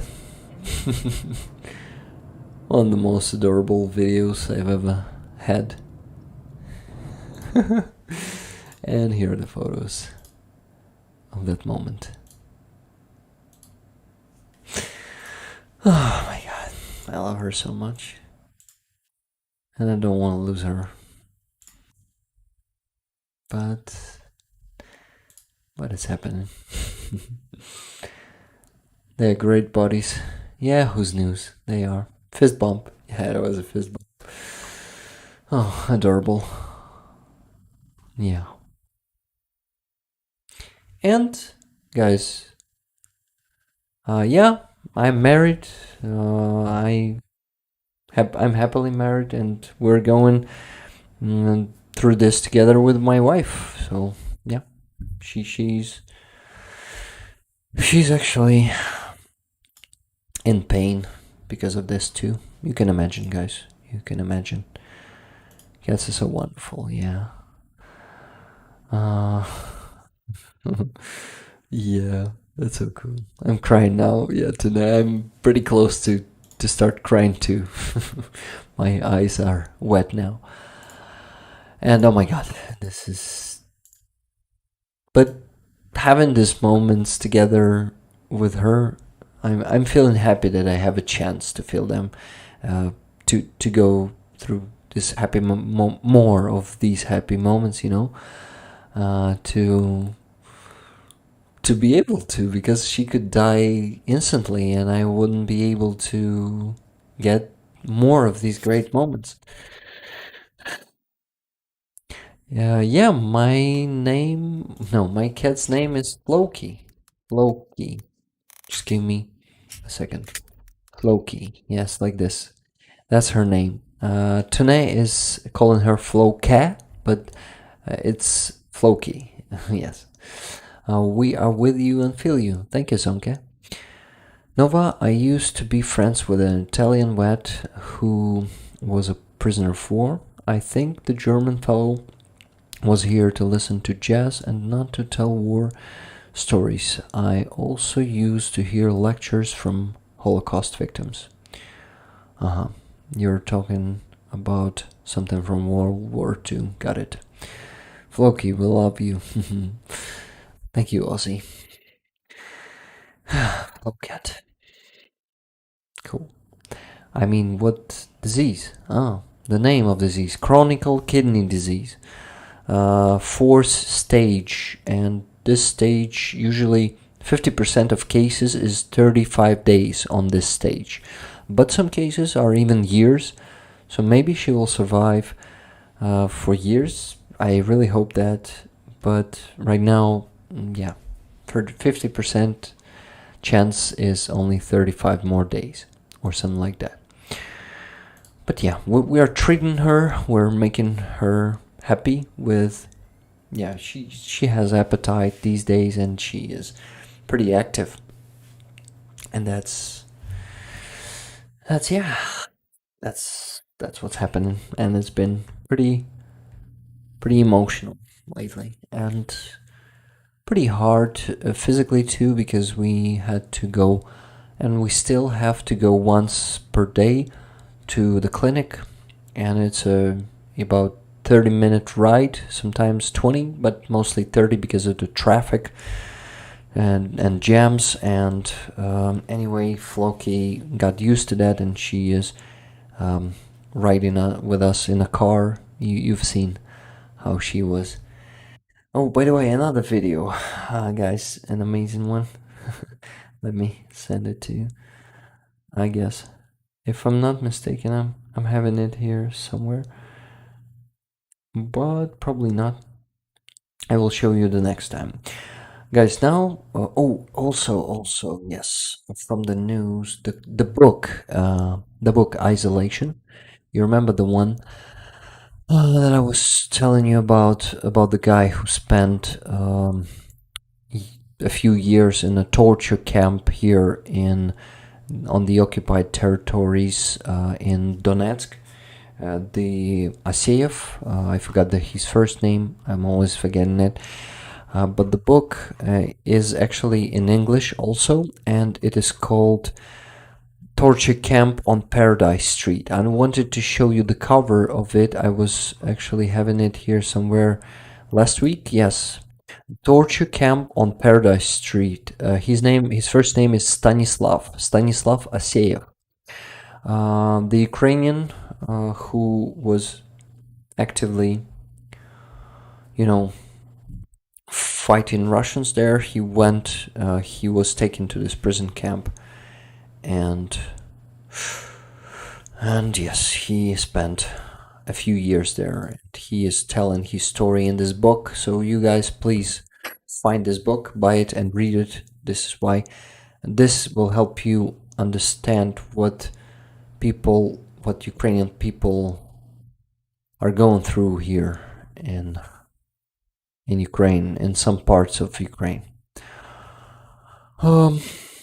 What else? What good news? Yeah, Zelensky also was given the palm about the Russian S-400 Triumph system. He was saying, "Thank you, our security service soldiers. It is a triumph." He's doing those puns in his addresses, and I love to hear them. He loves them too. I can see it in his face that he's satisfied with his puns. But he's a comedian. That's natural for him.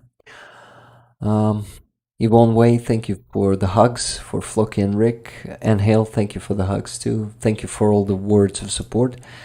Thank you, guys. Silver Ursa's cat's name was Tom Tom. Nice name. I like it. I've heard this a lot lately in cats, that and leukemia. Yeah. chatted this earlier, but you took a break at the same time. Maybe you and Animal Rescue Kharkiv could help each other, Rick? What do you mean? How? That I will raise money for them? Would be nice, but I try to focus, unfortunately for now, I try to focus on how well, unfortunately for animals and fortunately for the armed forces of Ukraine, I try to focus on the armed forces of Ukraine, because if they won't be supported by us guys, they will, if animals won't need help anymore if Russia occupies Ukraine. This will be death to all of us. But if I got you correctly, Tana, sounds about right. Tana, what was you saying? Dick, the shills that said it the first time. Got it. Okay, guys, so I once again remind you about the Franky Coen stream tomorrow. So this is the link. I'm gonna add it to the description of the stream right now. Give me a second. Just, yes, gonna go here and add it to description. It's gonna be in the very bottom of the stream. Thank you. Franky Coen's show tomorrow. Add in the link, saving it, and now you guys can see it there in the description.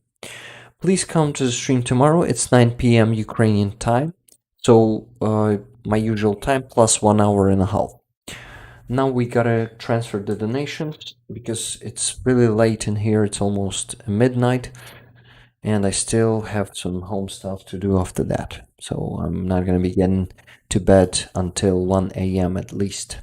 Oh, and I promised to make a video for Franky too. Today. Still today, so I will still need to work on that for a bit. Oh my god. So much to do. But I gotta do the redirecting of money. Let me get there, and we will do all of this on the stream. I see Ukraine liberated Klishivka. Yes, I was mentioning it earlier today. Great news, Andriivka and Klishivka. Let's go on Deep State map and watch it real quick before I start transferring the money to the fundraiser jar. So Klishivka is here. No. Not here, here. Yes, Andriivka, Klishivka. So we gotta go back in time. And Klishivka was like this yesterday, and today it goes into the blue zone.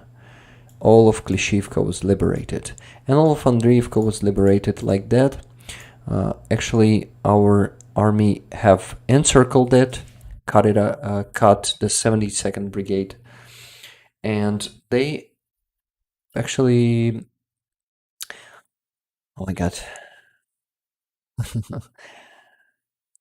What offered? Yes, offered them to surrender. Where is it? Where is it? Oh my god. September 12th is too far. Should be here somewhere. I actually was making subs today, but I didn't have enough time to do it. I should go to the clinic to get back before the stream, so I didn't finish subs, but I will be showing you the subs on the stream tomorrow, on Franky Coen's stream. So yeah, here it is. Here's the video. So they took the loudspeaker, attached it to the drone, and offered the last encircled Russians to surrender. I will show this with subs on Franky Coen's stream tomorrow, but I need to finish it today for that. So yes, visit the show to see it with subs, but I will probably also post in it on Twitter with subs, because it's a job that I would do, and I don't want it to go nowhere, you know. Okay, so I gotta go to the PayPal real quick, and then to sleep. Someone donated 2,200 hryvnias to directly through this link. Thank you very much, guys, for your donation or donations. If it was multiple donations, So yes, amazing job today. And Rick, come on, use the PayPal and transfer those money and go to sleep. $1,312.43. I gotta do what? I gotta transfer the first. Let me check. So, guys, what do you think about $200 for Helena, my friend, who is making the medkits for the armed forces of Ukraine? I'm saying this to those who didn't know who Helena, who doesn't know who Helena is, who doesn't know yet. Okay, 43. So first transfer is going to be $312.43. I'm gonna donate 200 of them for Helena. It's for one medkit. Oh, I guess you're okay with that, guys, right? You're usually okay. And rest of it for El Greco. Guys, please let me know about $200 for Helena. Okay, so... Yes, please, says Sally Laws. Yes, awesome. So first, they are going to Helena. Give me a second. Getting tired and sleepy. 200 sounds great. Awesome. 200 for Helena. Yes, here she is. And I'm gonna show you the screenshot right now. Okay. 200 is what? In hryvnias, I mean. Okay. 200, so it's 7,313 hryvnias. It's exactly for one medkit. Great. 7,313. If I'm not mistaken. Let me check. Yeah, not mistaken. Good. So, I gotta show you the screen first. Oh, by the way, wasn't I showing you something? Yeah, I was showing you the video without in the wrong screen. Yeah, this is the video in Klishivka. If you will surrender, I, as an officer, promise you that you will be left alive, fed. We will not be. Oh my god, it's too fast. I couldn't be the real-time translator. It's too hard. 7,313 hryvnias are going to Helena. I'm putting the comment for medkits. We wish you a good health. Health, yes. Sending it to Helena now. Yes, I wasn't showing you the video as I usually do. I'm sorry, guys. Okay.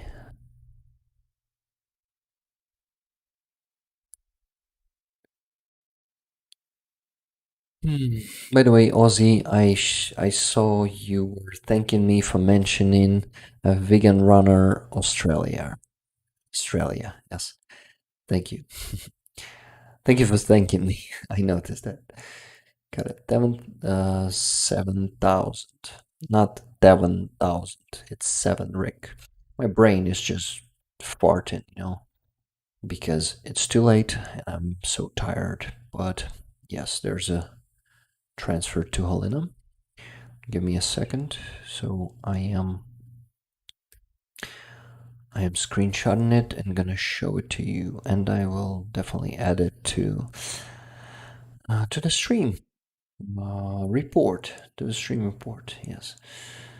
Oh, and being that tired isn't good for my health, definitely, and it takes too much time.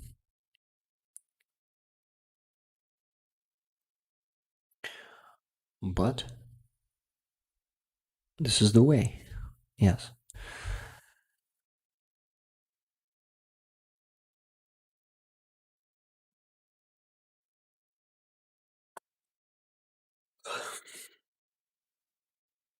Way back, Connie says, about 72nd Brigade. Yeah, they were pushed back. Okay. Oh yes, guys. I forgot to show you the photo of Kitty lying on, on what? On Barry's monkey. It was so cute. It was so cute. Yes. And I wanted to proceed with money transferring. Oh my God, it's been too long. This stream has been too long. So now yes, I wanted to send you the screenshot to show you the screenshot. Yes, here it is.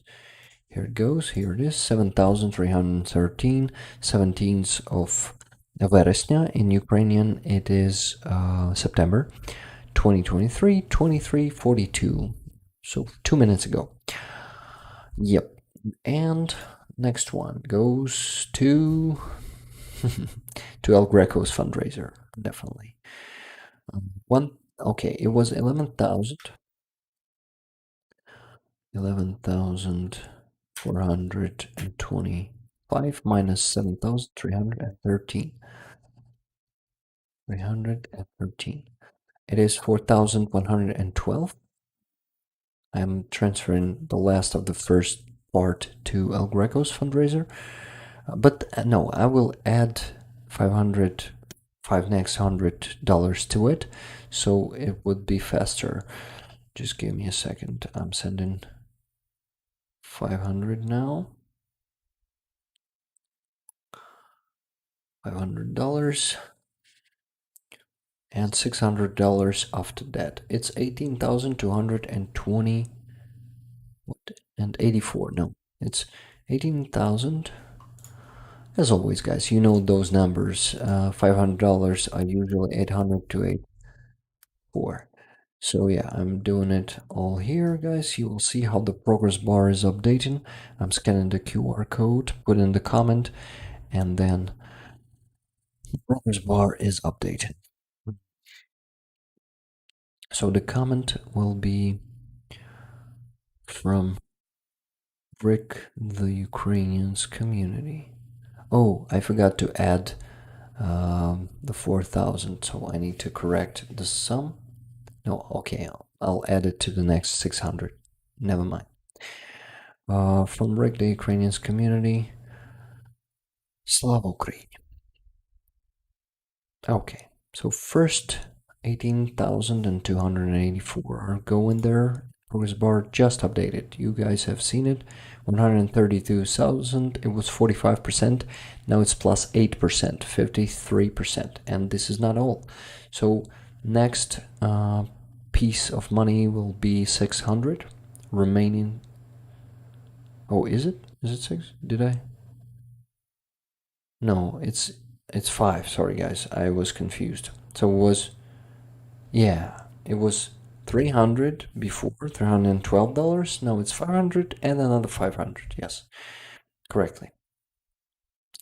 So next, another 500. Got it. And I still have $100 from Maria Lane here.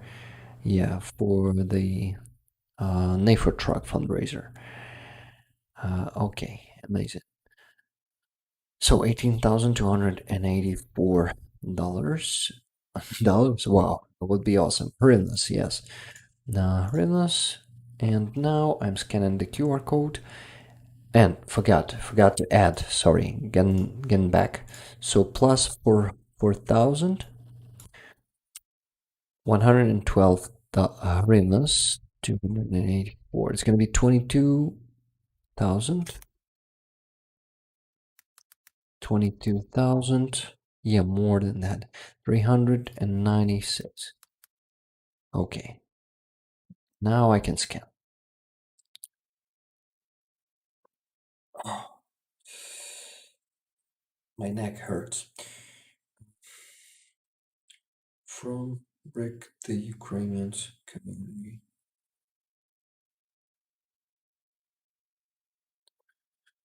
Stay safe. Stay safe, El Greco. Right, guys, I guess you would like this one. Stay self-safe, and it's gonna update now because money were sent. Some delay. Come on, yes, 154,921 hryvnia, guys, 61% raised. We are more than halfway there. On the next stream, we're gonna be adding up 300, at least 300, and no, plus 100, plus some other donations for El Greco or sent. So about $500 just from Buy Me a Coffee. Oh, yes, and I need to send the ones from the previous week from Buy Me a Coffee. It's on my other card. I was withdrawing it. So yes, I need to transfer it to my card first. Amazing, guys. This is not yet all yet. Amazing. So let me remind myself how much was it there. It was somewhere on my channel. Yeah, the stream has been updated right here. It was on my channel. Rick, where is your channel? Where is my channel? Oh my god.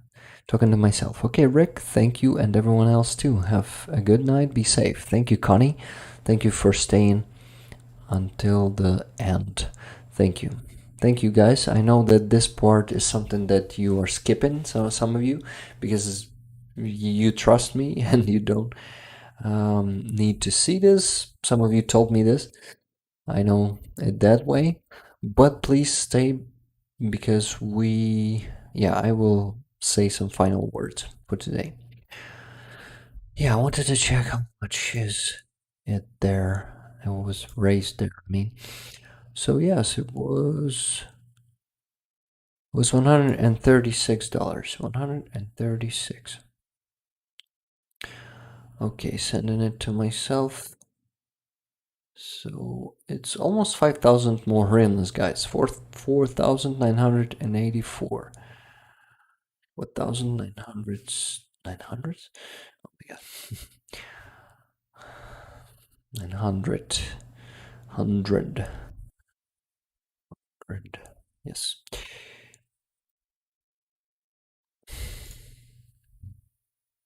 So tired. But we gotta finish. Everything must be according to the way, right? 4,984. I'm adding the new one.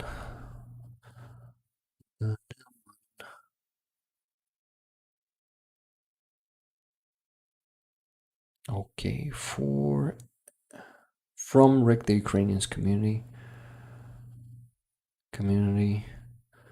We love you, man. Love you, man. Yes, he's the man. Okie dokie. So the progress bar updates now. Yes, 159, 63% raised, guys. It's a small push to the victory over this fundraiser. You were doing a great job today. Thank you, guys. Your generosity is just, oh my god, it's touching, and it's very very big. So tired, gotta go to sleep.